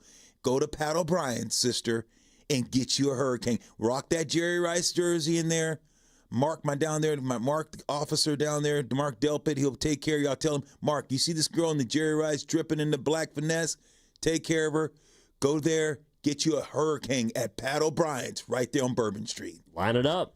I mean, and of course, Filmo Mike brings up, I think a point that is really what we're all feeling today, which is just survive and advance. You know, I do get the feeling, too, and we got a couple more calls that we got to get to, but I don't think that the confidence level around the backup quarterback has really waned that much. I get the feeling that a lot of 49ers fans, and it's as much about the Saints as it is about, Mac Jones, but I'm not feeling this doom and gloom. And I do think a big reason for that, Low, is they got a game last week that was a division win. That was a road win. That was a tough win. And if you can just steal, maybe it's today, maybe it's next week at home against Arizona. If you can get one of those two games with Mac Jones, then when Purdy comes back, it's almost like you're ahead of schedule based on where you're supposed to be when you usually don't have your first quarterback. Yeah, we'll get out to the phone lines, but I'm going to tell you right now, this is a game that you do need to win. This is a game you got to find a way to win. And I don't think people are stressing. Yes, if you play bad and if Jones goes out there and throws 4 interceptions, you're going to lose this game. If you go out there and you don't get 100 yards combined over rushing by committee and don't have at least 60 yards by the running backs receiving, you're losing this ball game. But this is a team that you're optimistic again. They can't score a lot. You got to keep everything in front of you. Don't give up the big plays. You can go out here and win this game. I still think for the next 2 weeks, you're good enough to find a way to win these next 2 games with backups. And that's what they're going to have to do. Let's get out to Samoan Niner, who's in San Leandro. Wants to talk about Kyle Shanahan and the game plan today. Samoan Niner, what's up, man? Good morning. How we feeling? What's going on, fella? What's going on, Evan? What's going on, Mauso Neal? What's going on, man? How you doing? Hey, gee-hoo, let's go Niners. All right, hey, fellas. I'm not worried at all. I'm with both of you guys. I think as long as Matt goes out there and just doesn't lose the game, go be a point guard, I'm confident that Shanahan will draw up a good game plan. I'm looking for something like 20 pass attempts, 40 run attempts, not all solely on McCaffrey, but something with Brian Robinson and Garendo contributing. But I'm not worried at all. I think as long as Matt goes out there and just takes what the defense gives him and just like O'Neal said, keep everything in front of him and just execute the game plan, I think we'll be all right. So thank you for taking my call, fellas. Appreciate it, man. I like where he's at. I think I like where he's at. I think that this is a situation that you're not going to ask this guy to go throw the ball 30 times a game. It's 25 or less, under 25. I think that's the number. I think you make this a physical game. Grendel's got to get something going. Yeah. Here's a guy who's a home run hitter. Didn't show us we know what he's capable of. Preseason didn't look good. Haven't been able to utilize his speed. Running a little soft, a little timid. I want to see this guy step up and make some plays. And like he alluded to, Robinson, those two guys together, if you can get 75 yards out of those guys, and maybe a couple of catches out of those, you're okay. And McCaffrey does what McCaffrey does.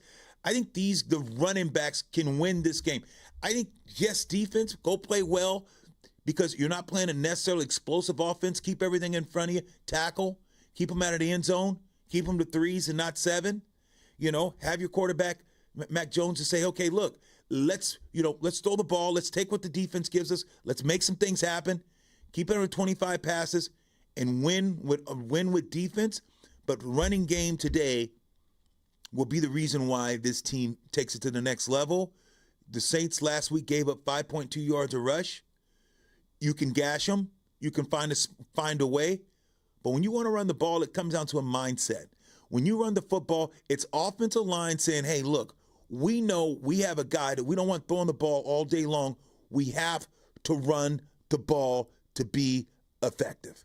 Well, and that was the one thing that I don't know if it was as much about the Niners' offensive line as it was. Seattle has a good defensive line, but they were getting pushed around a little bit in some of those short yardage situations. Now, they were good on third down. I thought Purdy made a ton of plays. McCaffrey out of the backfield was good.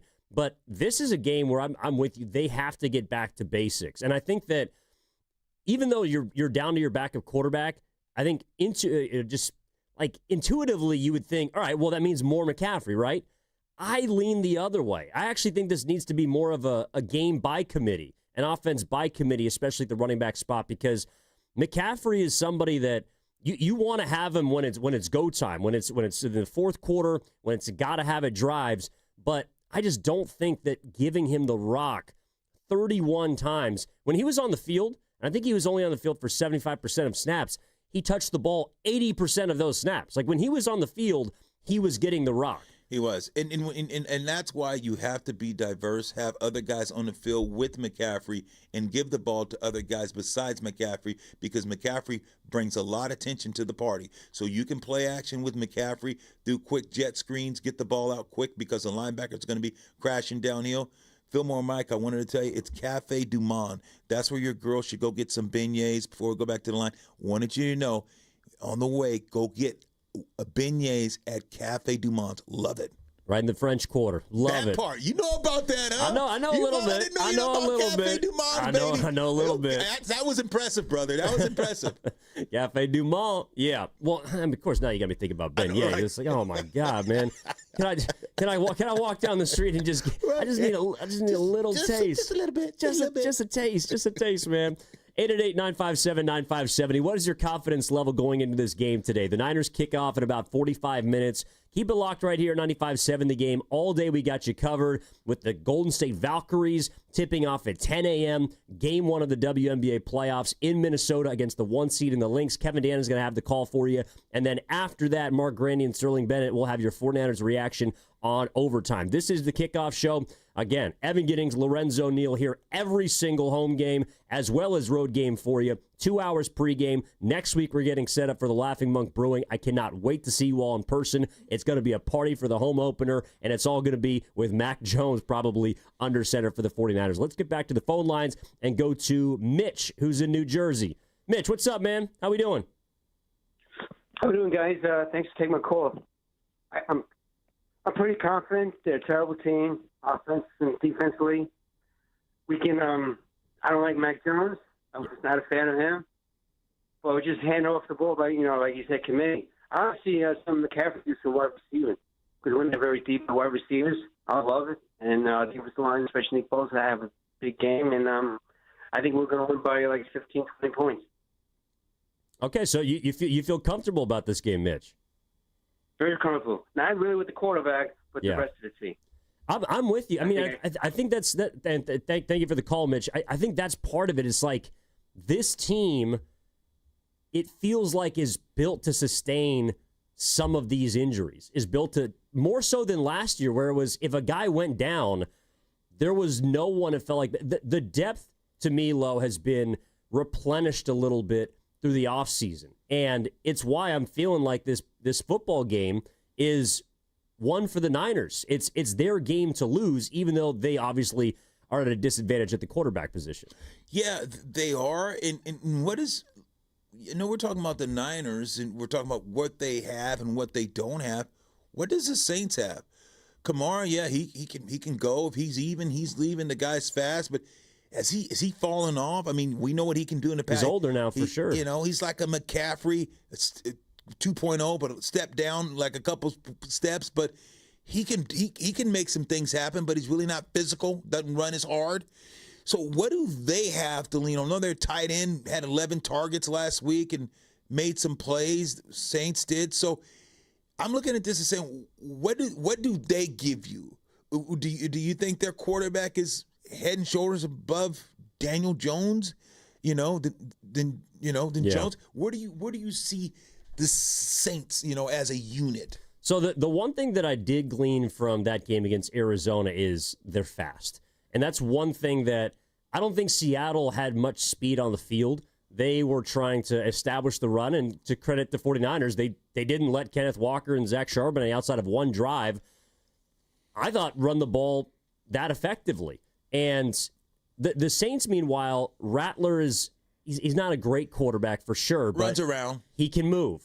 And the one thing that has given the Niners fits, Robert Saleh's defense fits in the past, has been mobile quarterbacks. So, again, I still expect the Niners to win this game. I think they should win this game. But if there's one thing that I'm looking at and saying, all right, they got Rashid Shaheed, who's a burner on the outside.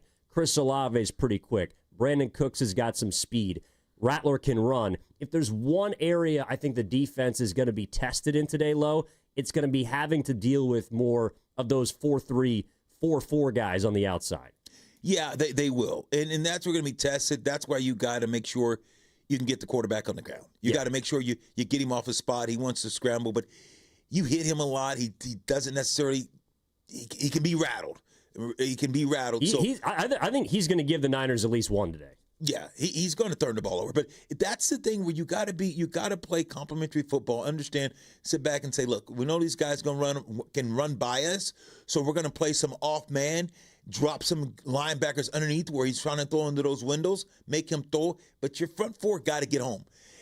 Nicky Bosa came up big last week when you needed him most. I want to see those other guys. Got to find a way to put some pressure on the quarterback and get him on the ground, not let him run around back there, but let him know the kind of day it's going to be.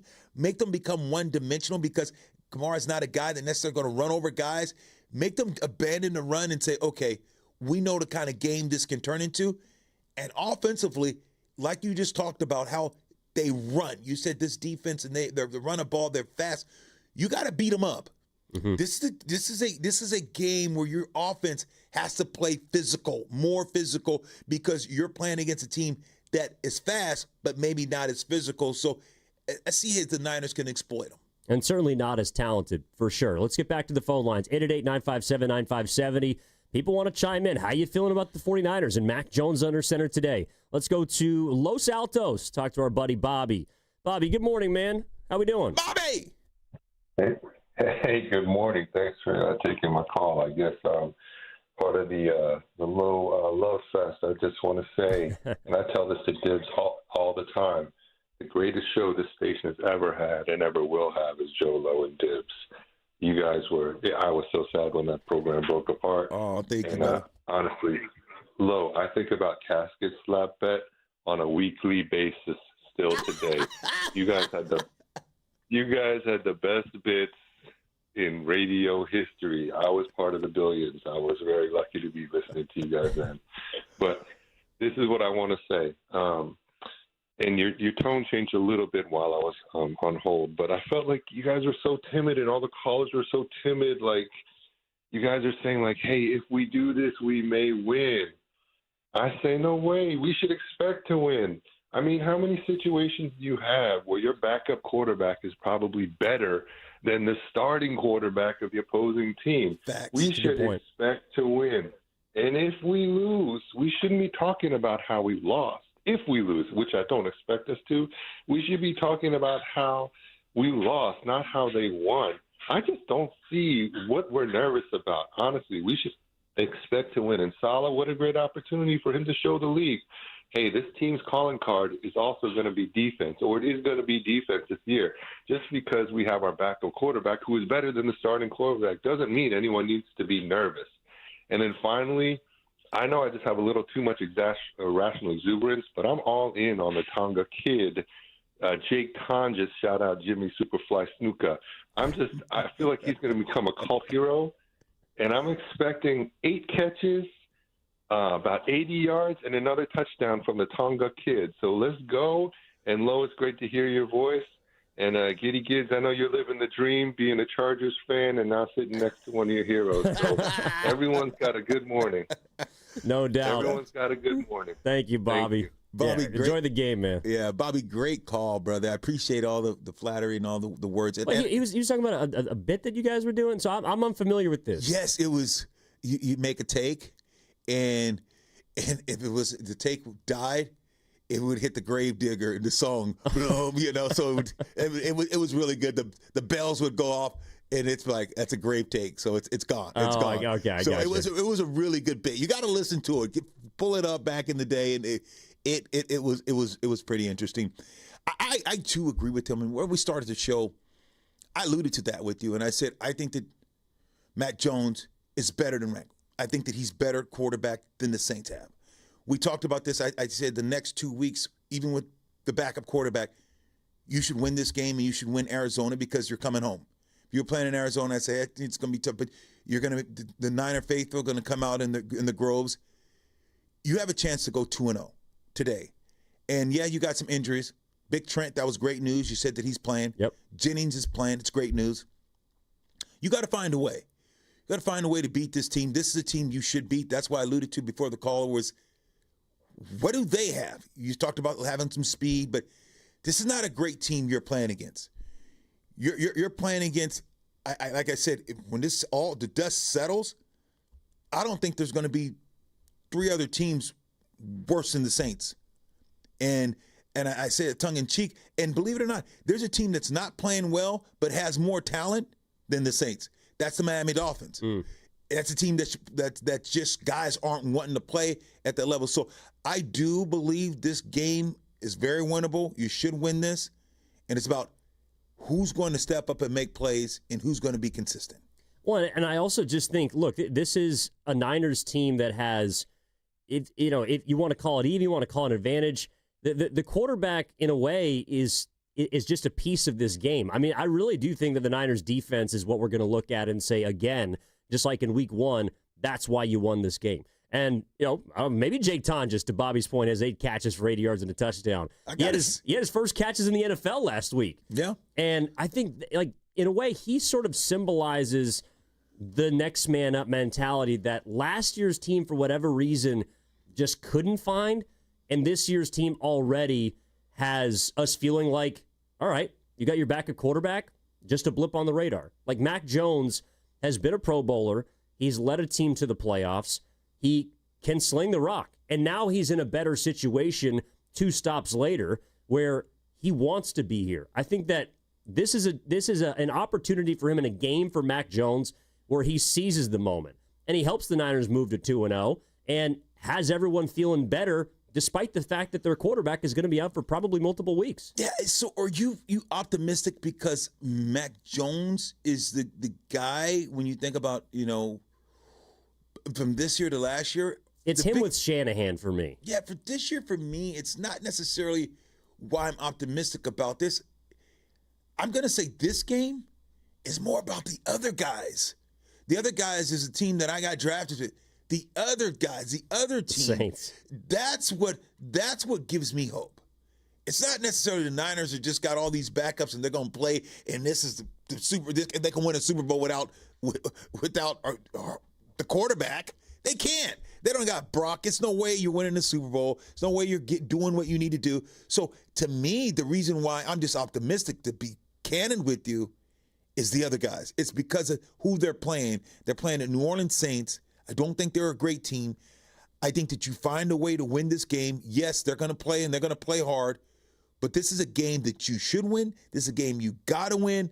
So I'm not saying I'm not sitting here saying that the Niners are just that much. They're just a great team. I'm saying the lack of competition that they're playing today makes it easier. Let's sneak Nick and Berkeley in before we got to get to the break here. But 888-957-9570 is the number. How you feeling about the Niners going down to the Big Easy? About 30 minutes away from kickoff right now. Nick is in Berkeley. Nick, good morning, man. You're on the Kickoff Show. What's up? Oh, man, what's up, man? We're about to whoop the Saints, man. All this if we're going to do this. Oh, these cats talking about what if. Man, check it out. Mac Jones, you better go down there and handle business. Because you know what? The Saints are hungry. They're coming to get you, bro. Like, they know you're coming off the bench. They know they're trying to get some interceptions. They're trying to knock the ball loose from you. You better be scrambling. And I need to see that little I formation because we can't be beating up McCaffrey like we did opening day, man. That was ridiculous. I was like, are you trying to get this man beat up, Shanahan? Like, man, you going to the well, man. You keep going to the well, it's going to come up dry. And I'm just like, man, I don't care who that team going to beat them Saints. It's going to be them Niners, first of all. And, Lo, let me ask you this, Lo. I was digging through all my football cards, and I found a football card, and then right after that, for some reason, Christian Okoye was right there. And then I remember a long time ago, I got in an argument with my friend, and I was like, man, O'Neal way better than Okoye. He's like, no way, dude, Okoye would run O'Neal over. And I was like, no, it wouldn't, because Lowe is much faster and quicker. I said, man, it's brute force and speed, man. I'm telling you, that equals power. Okoye, he just stumble and fall for three every time, but man, who do you think? Who's stronger, man? You or Okoye?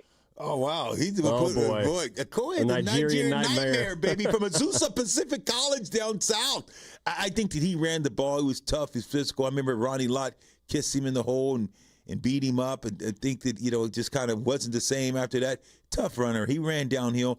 I think before I broke my ankle in the league, I think I was just as good as any big back. After the ankle was broke, I lost a step. I couldn't cut as hard and went more to the fullback. And then when I became fullback, I became a heat-seeking missile, and I just wanted to hit people and go to contact. So I think that we're two different type of players. I'd be remiss to say that I, was better than Okoye. I was a better blocker. He was a way better runner.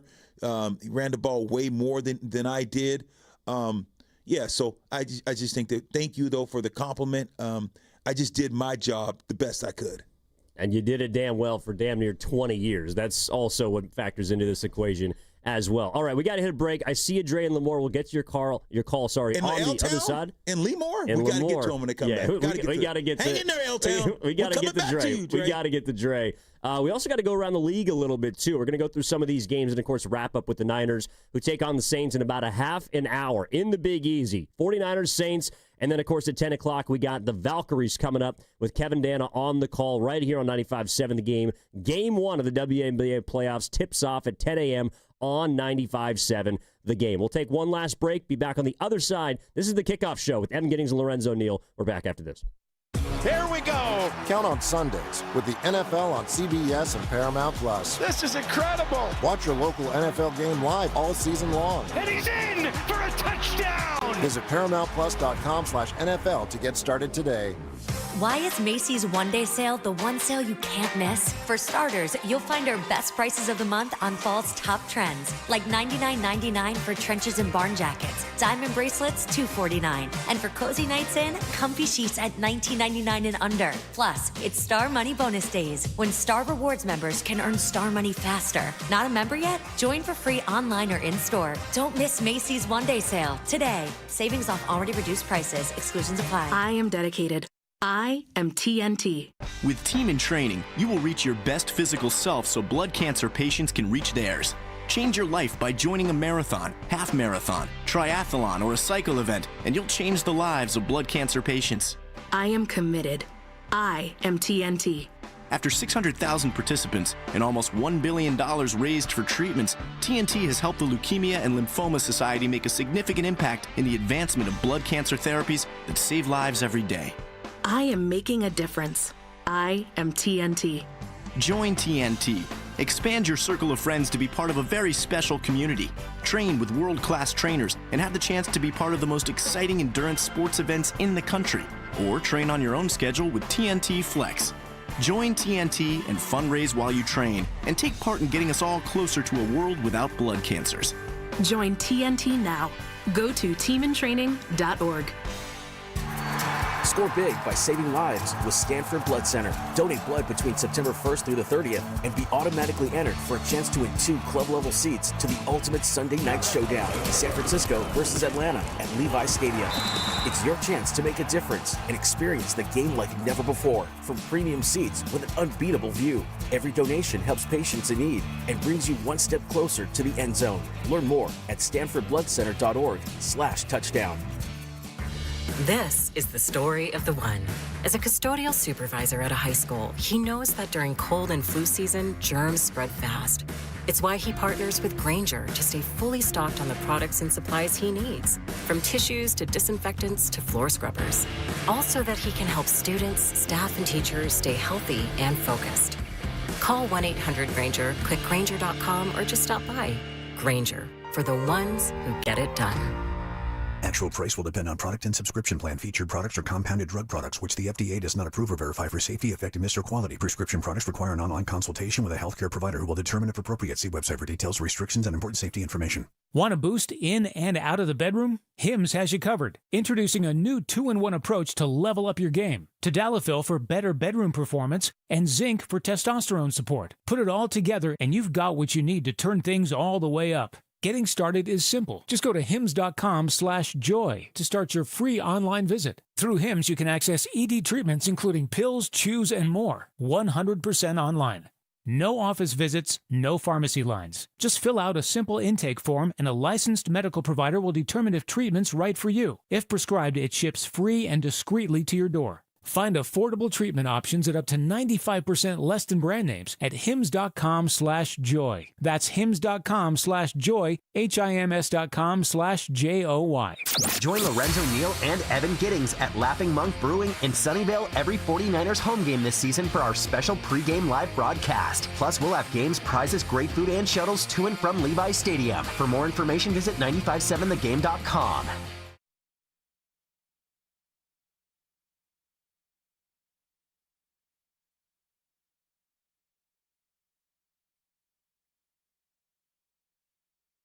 Now back to the Kickoff Show on 95.7 The Game. All right, one last segment here on the Kickoff Show. Evan Giddings, Lorenzo Neal getting you set for the 49ers and the Saints. Week 2, 1-0 for the Niners. Can they go 2-0?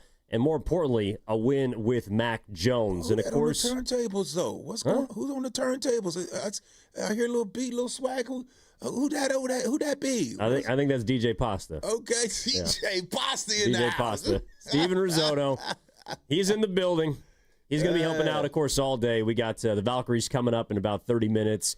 And then afterwards, we got overtime with Grandy and Bennett. So, come on, man. I mean, this is when it gets fun. Exactly, man. This is when it gets very exciting. We're 30 minutes away from the Niners going 2-0. 30 minutes away from the Niners starting this game that we believe should be a good outcome. What it's going to take, commitment to running the ball and running the ball effectively, not just to be running the ball. It's going to take a defensive effort like we saw somewhat last week, win the turnover battle. You don't lose the turnover battle today. Today it's going to take an effort and a collective team effort. Kyle Shanahan scheming up plays, getting some guys open. Like to see more chunk plays. Didn't really see a lot of that against Seattle. Hence, you only scored 17. It's tough if you just plan to get 3 yards, 5 yards, 10 yards. It's tough to sustain drives. you need some chunk plays on offense. How does Shanahan scheme guys open? Get these chunk plays. That's going to be a huge, huge factor in today's outcome.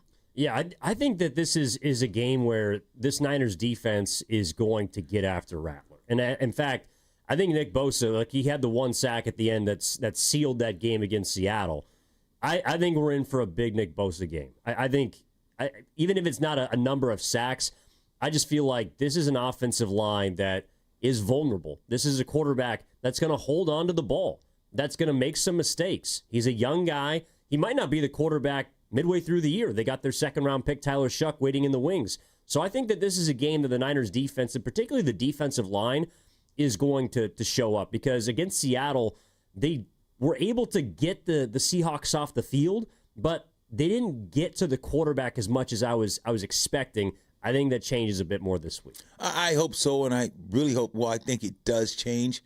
But before we continue, how about we go out to that phone lines and bring my boy in from Lemoore that we had on. Come on, baby. That's on me, Lo. You can't leave the L-Town out there like that. L-Town, I got you, baby. That's on me, Lo. Dre is in Lemoore. What's up, man? Talk to your boy, Dre. How we doing? Hey, you guys, thanks for taking my call. I appreciate it. Yeah, so I graduated from Hanford High, but I had a house in Lemoore for over 30 years, so, you know. It's all good, Bull Pup. It's all good, Bull Pup. It's all good, Bull Pup. Yeah. First, all I got to say is we got to run the ball. We got to run it efficiently today, and Robinson has to show us more. I know that was his first week with the team. He just didn't impress me last week. So if he's going to spell McCaffrey, he's going to have to bring a little more effort. Mac Jones, he's not as mobile as Purdy. So I believe that he's going to have to get rid of that ball quick because Purdy can buy you some time in the pocket. And I got a couple questions to ask you, Zoe, if you don't mind. Number one, you blocked for like 10, 11 years straight for 1,000-yard rusher. And I would guess you would say the best would be LT. I think I would be correct on that. Now, the other ones were like Corey Dillon, Curtis Martin, Eddie George. Who would you say is number two, or am I correct in saying LT? Yeah, I think that all of these backs were unique. LTs, we know it's undoubtedly this guy's in the Hall of Fame. Broke the single record touchdowns, 29 touchdowns in a season. Unbelievable. The record still stands today. So the proof's in the pudding. I think that, you look around Eddie George with the Tennessee Titans from the Ohio State. Phenomenal back. Big, strong, powerful, 6'4", run over guys, was still fast enough to make guys miss. He's just a load to take down. Corey Dillon from, Washington. Unfriggin' believable. This guy was the most naturally talented guy. If he was a guy that really committed to watching film and get in the weight room and do the stuff that he could have done, I think he still had a Hall of Fame type of career. But I think this guy could have been unbelievable. Just far as speed and power with the guy who didn't really love working out and didn't love it in that way. Unbelievable talent. So Mike Allstott, I blocked for him. This guy was probably the strongest guy you blocked for. Just was a moose, run over guys, and unbelievable. Blocking for Wark Dunn, Wark Dunn brought to the table. So elusive, just unbelievable individual. And I didn't block for Curtis Martin. No, Curtis Martin very, very well. Good friend. But the running back that everyone talks about that I blocked for there was Adrian Morrell. Mm-hmm. Adrian Morrell was with the Jets, so he had 1,000 when I blocked for him there. And believe it or not, there's a guy that probably I think was one of my greatest testaments, and I think we ran the ball when Joe Flacco was a rookie with the Baltimore Ravens. I'm talking about sometimes we run the ball 40 times a game, and I blocked for Willie McGass was the tailback. Yep. Ray Rice was the tailback. And LaRon McClain, look up LaRon McClain. How many yards did he have when I was there? That's the most he ran the ball when I was there. He had 900 and some yards, and then when we won in the playoffs, he had over 1,000 yards. You can't count the playoff year, but you should because it still counted. You still got the yards. So I think when you talk about what was the hardest guy to get 1,000 yards for, and I think that should be counted. But what did LaRon McClain have? I think that was in 2008 when I was there. I wonder how many yards he had rushing in the single season, but I know he had over 1,000 when it came to the playoffs. So that was probably one of the most toughest things for me to do in my career. No, I mean, look, LaRon McClain, you look at that one year where you were paving the road for him, 900 yards. For his career, he only had 1,300. So that one season with you putting the hand in the dirt, getting guys out of the way, he had his most successful season of his career by far. Yeah, and 900, and with the playoffs, he had over 1,000. And you got to realize, Ray Rice was carrying the ball too at tailback. McGahee was carrying the ball too at tailback. That year, I think if I didn't go to Baltimore, it was unbelievable. That's Joe's rookie year. I think I could have played another year or 2 years. That's how physical, and that's what that did to me at 37 that year. That was a year that it was like, we're just going to line up 30, lead, power, ISO. That year, it really took a toll. It really did. And you're playing against the Steelers. 37 years old, man. And you're playing against the Steelers. That league, that conference was just tough, period. That was one of the toughest conference. That was a tough. So, just going down memory lane. That was a lot of fun, though. No, I mean, I'm pulling hamstrings in the park. Yeah. Meanwhile, Lowe's out here paving the road at age 37 still. And you're what, 30 now, 27? 31, man. Yeah, and my man went out there, Evan Giddens needs to tell the people out there he's down. You got to see him in this. He's walking around. Bad, he's man. He's dragging his leg. I'm like, dude, you played for the Niners the game already? What the hell's happening? I got the George Kittle. Yeah, he's got the George Kittle. His hamstrings pulled. This guy's blown. He's blowing his hamstring out. He's out here walking around. It's tough for my man this morning. We fight through it. I appreciate you carrying me. Just like you carried all those 1,000-yard rushers, Low. You're carrying me today. I love you, buddy. Oh, it's all good. Love you too, man. All right, let's get to some of these games. Okay, so we got about 15 minutes from now until we're going to send you out to Minnesota for Game 1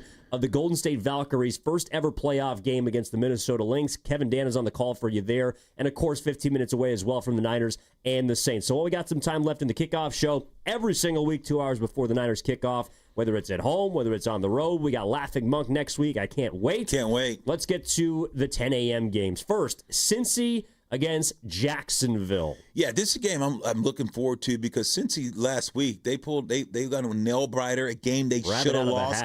They have rabbit out of hat. Joe Flacco still on the ball with a couple minutes left in the game, could try to run it out and ice the game. I know they went for the juggler. Wasn't Flacco's fault.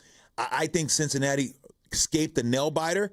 I think they find a way to go 2-0. Big win. I do like Cincy in this game, and in fact, it's one of the few times that Joe Burrow has actually won in Week 1, so they're already ahead of schedule. Jacksonville might have had the most dominant performance outside of Indianapolis, who, of course, just took care of business with the Dolphins, but they also were playing the Carolina Panthers. I'm with you. I like the Bengals. Very disappointed in that game last week. I was looking for the Carolina Panthers. I thought they were a 7 to 8 win game. Yeah, they just folded. And surprised that the quarterback digressed. Here's a guy that's went on the bench. Andy Dalton gets in a car wreck, and Andy Dalton first takes his job, and he's playing very well. And then Andy gets in, and they insert him back in the quarterback, and he takes off the second half of the year. So I'm thinking the Carolina Panthers got some good mojo going, and oh my goodness, first week not so much. The quarterback looked like he's digressed again. So I don't know if I'm jumping off that Carolina Panthers after Week 1, but yeah, I got Jacksonville win. They won that game, but this week I got Jacksonville suffering their first loss. Let's go to Dallas, where the Cowboys are hosting the New York Football Giants. This is a game for me, man. It's very interesting because you're in a situation, if Russ doesn't cook, Russ is going to the bench. I think they're going to go with the new direction and go with the young guy they drafted in the second round. He showed that he could play, showed that he was mobile, and just brings a little bit more gas, brings a little more energy. So this is a big game for both these teams. I think the Dallas Cowboys is going to force Russell Wilson to the bench. Yeah, I mean, I think the Giants' front is obviously talented, but their offense with Russell Wilson is just got nothing. And Washington is a good football team, but they just got handled. And I'm with you. I think the Dallas also, surprised a little some people with how well they played in Philly Week 1. Yeah, they really did. They surprised a lot of people, but I just think Philly just didn't play great. You know, they had a little pregame fiasco, which you're one of your best defensive linemen decided to say, let me spit on you. Let me just spit a loogie on you. Should have been suspended. It was a great job by the league, kicking him out and giving him the one game. Yep. Hopefully the young man learns from that. But, yeah, Dallas did play well. I just don't think Philly played as well as they could have. So this one, though, I got the Dallas over the Giants. I'm with you there. All right, Detroit is at home, 0-1 after getting pretty much handled by Green Bay up at Lambeau last week against the 0-1 Chicago Bears. Yeah, interesting because Chicago Bears could very well be sitting at 1-0 and losing this game wouldn't hurt them. They should be 1-0, had that opportunity in Soldier Field at home against Minnesota, had that game in the ballots, and just found a way to lose it. So I think that now you look at a Detroit team that's hungry, that got embarrassed by Green Bay week 1. I think that bounce back game. I'm taking Detroit. Yeah, the division games are tough, but I mean, Chicago I just don't think is going to have enough, especially against a Lions team that, while they didn't run the ball well against Green Bay, that's what they do. And I don't think that Jared Goff is going to look as mediocre as he did in week 1. So I got him at 1-1. Titans hosting the Los Angeles Rams. I think this is an interesting game. I mean, I think the Rams still win, but Cam Ward took Denver down to the wire in a game that they were not expected to compete in. Yeah, and on the road, that was great. I think the Saints' defense is playing better. It looks a lot better. They're playing well. I think the Rams, I just think that it's going to be tough for the Tennessee Titans. I, too, ride with the Rams. Yep, and then we roll over. This is a game that, honestly, it's tough to have some feel on, but Miami is hosting New England. Yeah, well, you know what? I've been going first, so I'll let you have this one. Give you a chance to give me your breakdown, and then I'll follow. I think Miami is a couple weeks away from thinking about firing its head coach. Especially, I like New England in this game. I think they look pretty good against the Raiders. Yep. The Raiders are actually, to me, more of the shocker of that game in week 1. I just think that Miami is again a couple weeks away from just completely folding. Agreed. I do too. I think they're a couple weeks from completely folding. I think that Daniel doesn't make. I think the coach will not make it past this year. It's going to be interesting because he's a good man. When Niners love him, what he was able to bring to the table. But I'm going against you this one. I got Miami, them Dolphins. You said they got harpooned last week. They did. They didn't like that. So we're going to see how much they love the coach. You're going to see, yes, they're going to see how much they really love him. So I'm rolling with the Dolphins. Right on. First one we're against each other on. Okay, East Rutherford, Jets hosting the Bills. Jets, Jets. Is this a game that Jets and Phils find a way to take down Josh Allen and the Bills? I like what the Jets showed you against the Pittsburgh Steelers last week. I like young Phil's with his legs, able to get to the outside to score the go-ahead touchdown. Wasn't quite enough for. Okay, anyways, that's my little Howard Cosell there. But you know what? Sell. Yes, you like that, huh? You know what? I can't bet against Josh Allen Fireball. The Bills. No, I mean, Jets look good, and I think they probably feel like they should have won that game against Pittsburgh. But Buffalo they're a machine. I think they go in and beat them as well. All right, this is it's gonna be a good game, though. I mean, there are a lot of good games. I think this 10 a.m. game is probably the one that I think is going to be the closest, and I'm curious to get your thoughts. Pittsburgh hosting Seattle. Oh boy! Yeah. I'm gonna tell you right now. I like the Steelers. Steelers didn't play well enough. They played well enough to find a way to beat the Jets. You got to realize Seattle's flying to the Steelers, playing at home. Defense got embarrassed last week. The Pittsburgh Steelers defense got embarrassed. They couldn't run the ball. Didn't look good. Yeah, I'm going with the Steelers. I know you got Seattle. Don't try to copy me. No, I actually do like Seattle in this game. I think that they probably feel like they should have won last week. And the Steelers, that defense looked a little leaky. They was very sus. I mean, Justin Fields took him for all he could, and again, probably could have won that game if not for a late special teams turnover. The Steelers might be 0-1. I like Seattle in that game. All right, the other one that we got at 10 a.m., Baltimore hosting the Browns. Biggest spread on the board, 12.5 points right now. Yeah, I think that my little nephew talked a little too much. Grant Delpit, Yeah. talking about he doesn't run hard, talking about King Henry. Oh, boy. Oh boy. I I like them to bounce back. Game that they should have won. A game that, you got a batted ball. Buffalo's able to make it. Goes through two defenders' hands. Make that catch. Boom, touchdown. Right before halftime, you kick the field goal. You're Baltimore. You let Josh Allen get out of pocket and throw the ball to the sideline. You taught the defender sideline. Goes out of bounds with 1 second left to kick the field goal. Good as Josh Allen is, you can't let him do that.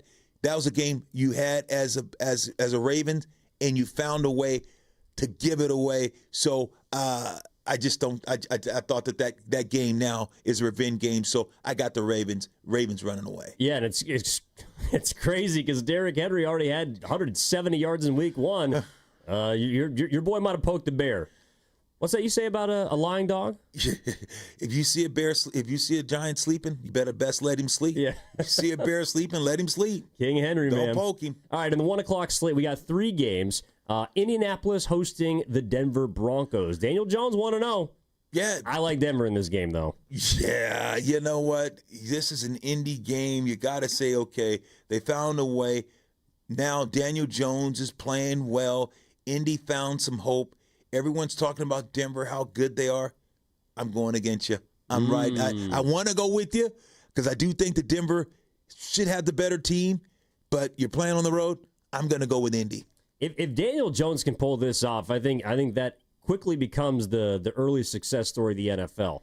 I mean, the fact that this guy was essentially run out of town, and to your point earlier, maybe seen as kind of like a Mac Jones in his previous locale. If they win that game, that'd be huge. It would be, and I'm pulling for him. I think that if you were playing in Denver, I'd say no, but here's a guy now that got the talent behind him. His defense, they do have some talent. Indy, you got to realize, 2 years ago, everyone's talking about this is a playoff team. They had the talent. They bring in Phillip Rivers, all the stuff that they have around. So this was a team that has some talent there.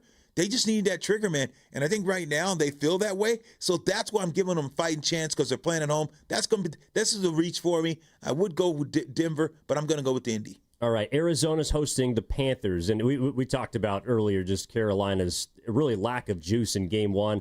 I think even though Arizona it was not impressive to me last week against New Orleans, I just can't pick the Panthers. I can't. Yeah, I can't. You and I are going. This is the game like we're talking about with the Niners. Yeah. The other team they're playing the other team. It's not that Arizona's great, but it's that other team that's not good. So I too are going with the Arizona. And then game of the week, 125 kick, KC hosting Philadelphia, the Super Bowl rematch. Oh boy! You know what? I was in San Pablo watching the Chargers beat up on KC. KC, this is a rematch. It's a revenge game.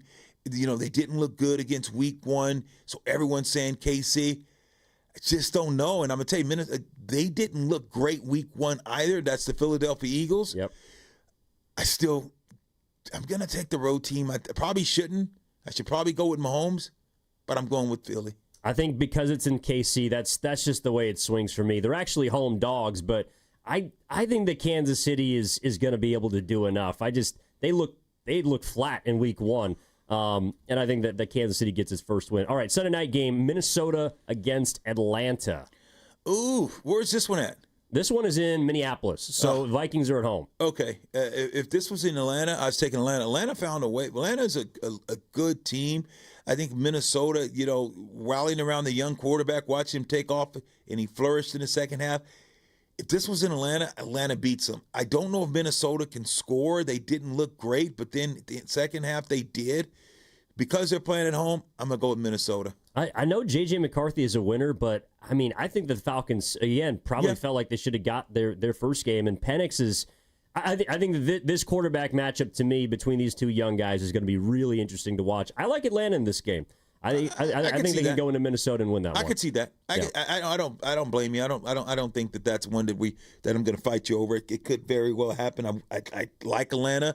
I just think that at home, that's the only reason I'm giving Minnesota the edge. And then real quick, because we do have to get to our Niners picks, the Monday night games: Houston against Tampa Bay, and then Las Vegas hosting Los Angeles. Yeah, I think that this one, I got to go with Houston. Even though they're playing on the road, you're in a tough situation. You want to fall off 0-2. And then I'm going with L.A. Superchargers. I wanted to say I know you wanted to say it. It's hard for me to say it. It's tough. L.A. Superchargers. Yeah, I like Tampa in that game actually against Houston. I thought they looked a little flat against the Rams. And I got to go with the Chargers. Although the Raiders, I think they raised some eyebrows around the league in week 1. Yes, they did. Definitely a much improved team. All right, San Francisco 49ers, New Orleans Saints. We've talked about it all show, but this is a game that to me, it's the Niners to lose. And it's because New Orleans is a team that is going to be in an Arch Manning bidding war essentially by the end of this year. Yeah. I know they played Arizona tough, but I just don't see the Niners losing this football game. Yeah, I'm with you. Same church, same pew. I'll let you sit on my lap on this round. So I just think that the Niners have too much to lose. I think this is a game they need to win, a game they got to win. They find a way. And I think they rally around Mac Jones and give him the opportunity that he needs. And I look for another great effort by this defense. And today, the MVP, I'm already giving the game ball. It's going to be to the running backs. That's right. RB Room's getting the running back all ball. 3 of them. Yes. I am by committee. Yeah, I am looking today to see more involvement. Yeah, the run game will win. The run game will win this game. And I'll tell you right now, over 35 or under rushes. What do you think? Over. I'm with you. All right, that's Low and Neal. Hey, we're going to be back next week at Laughing Monk Brewing. It's going to be a little earlier in the day, but make sure to get on out there, grab a pop, come by, say hello. For now, the kickoff show, we will send you to the Golden State Valkyries, tipping off in just moments their first ever WNBA playoff game, taking on the Minnesota Lynx. Kevin Dana, KD's got the call for you. And then make sure to keep it locked on 95.7 the game after the 49ers and the Saints overtime with Mark Grandy and Sterling Bennett. So for my partner, Lorenzo Neal, my name is Evan Giddings. You've been listening to the Kickoff Show. We'll talk to you next time. Oh, boy. When it comes to affordable term life insurance, everyone's whistling the Big Lou tune. If you're over 50, maybe a bit porky, or have type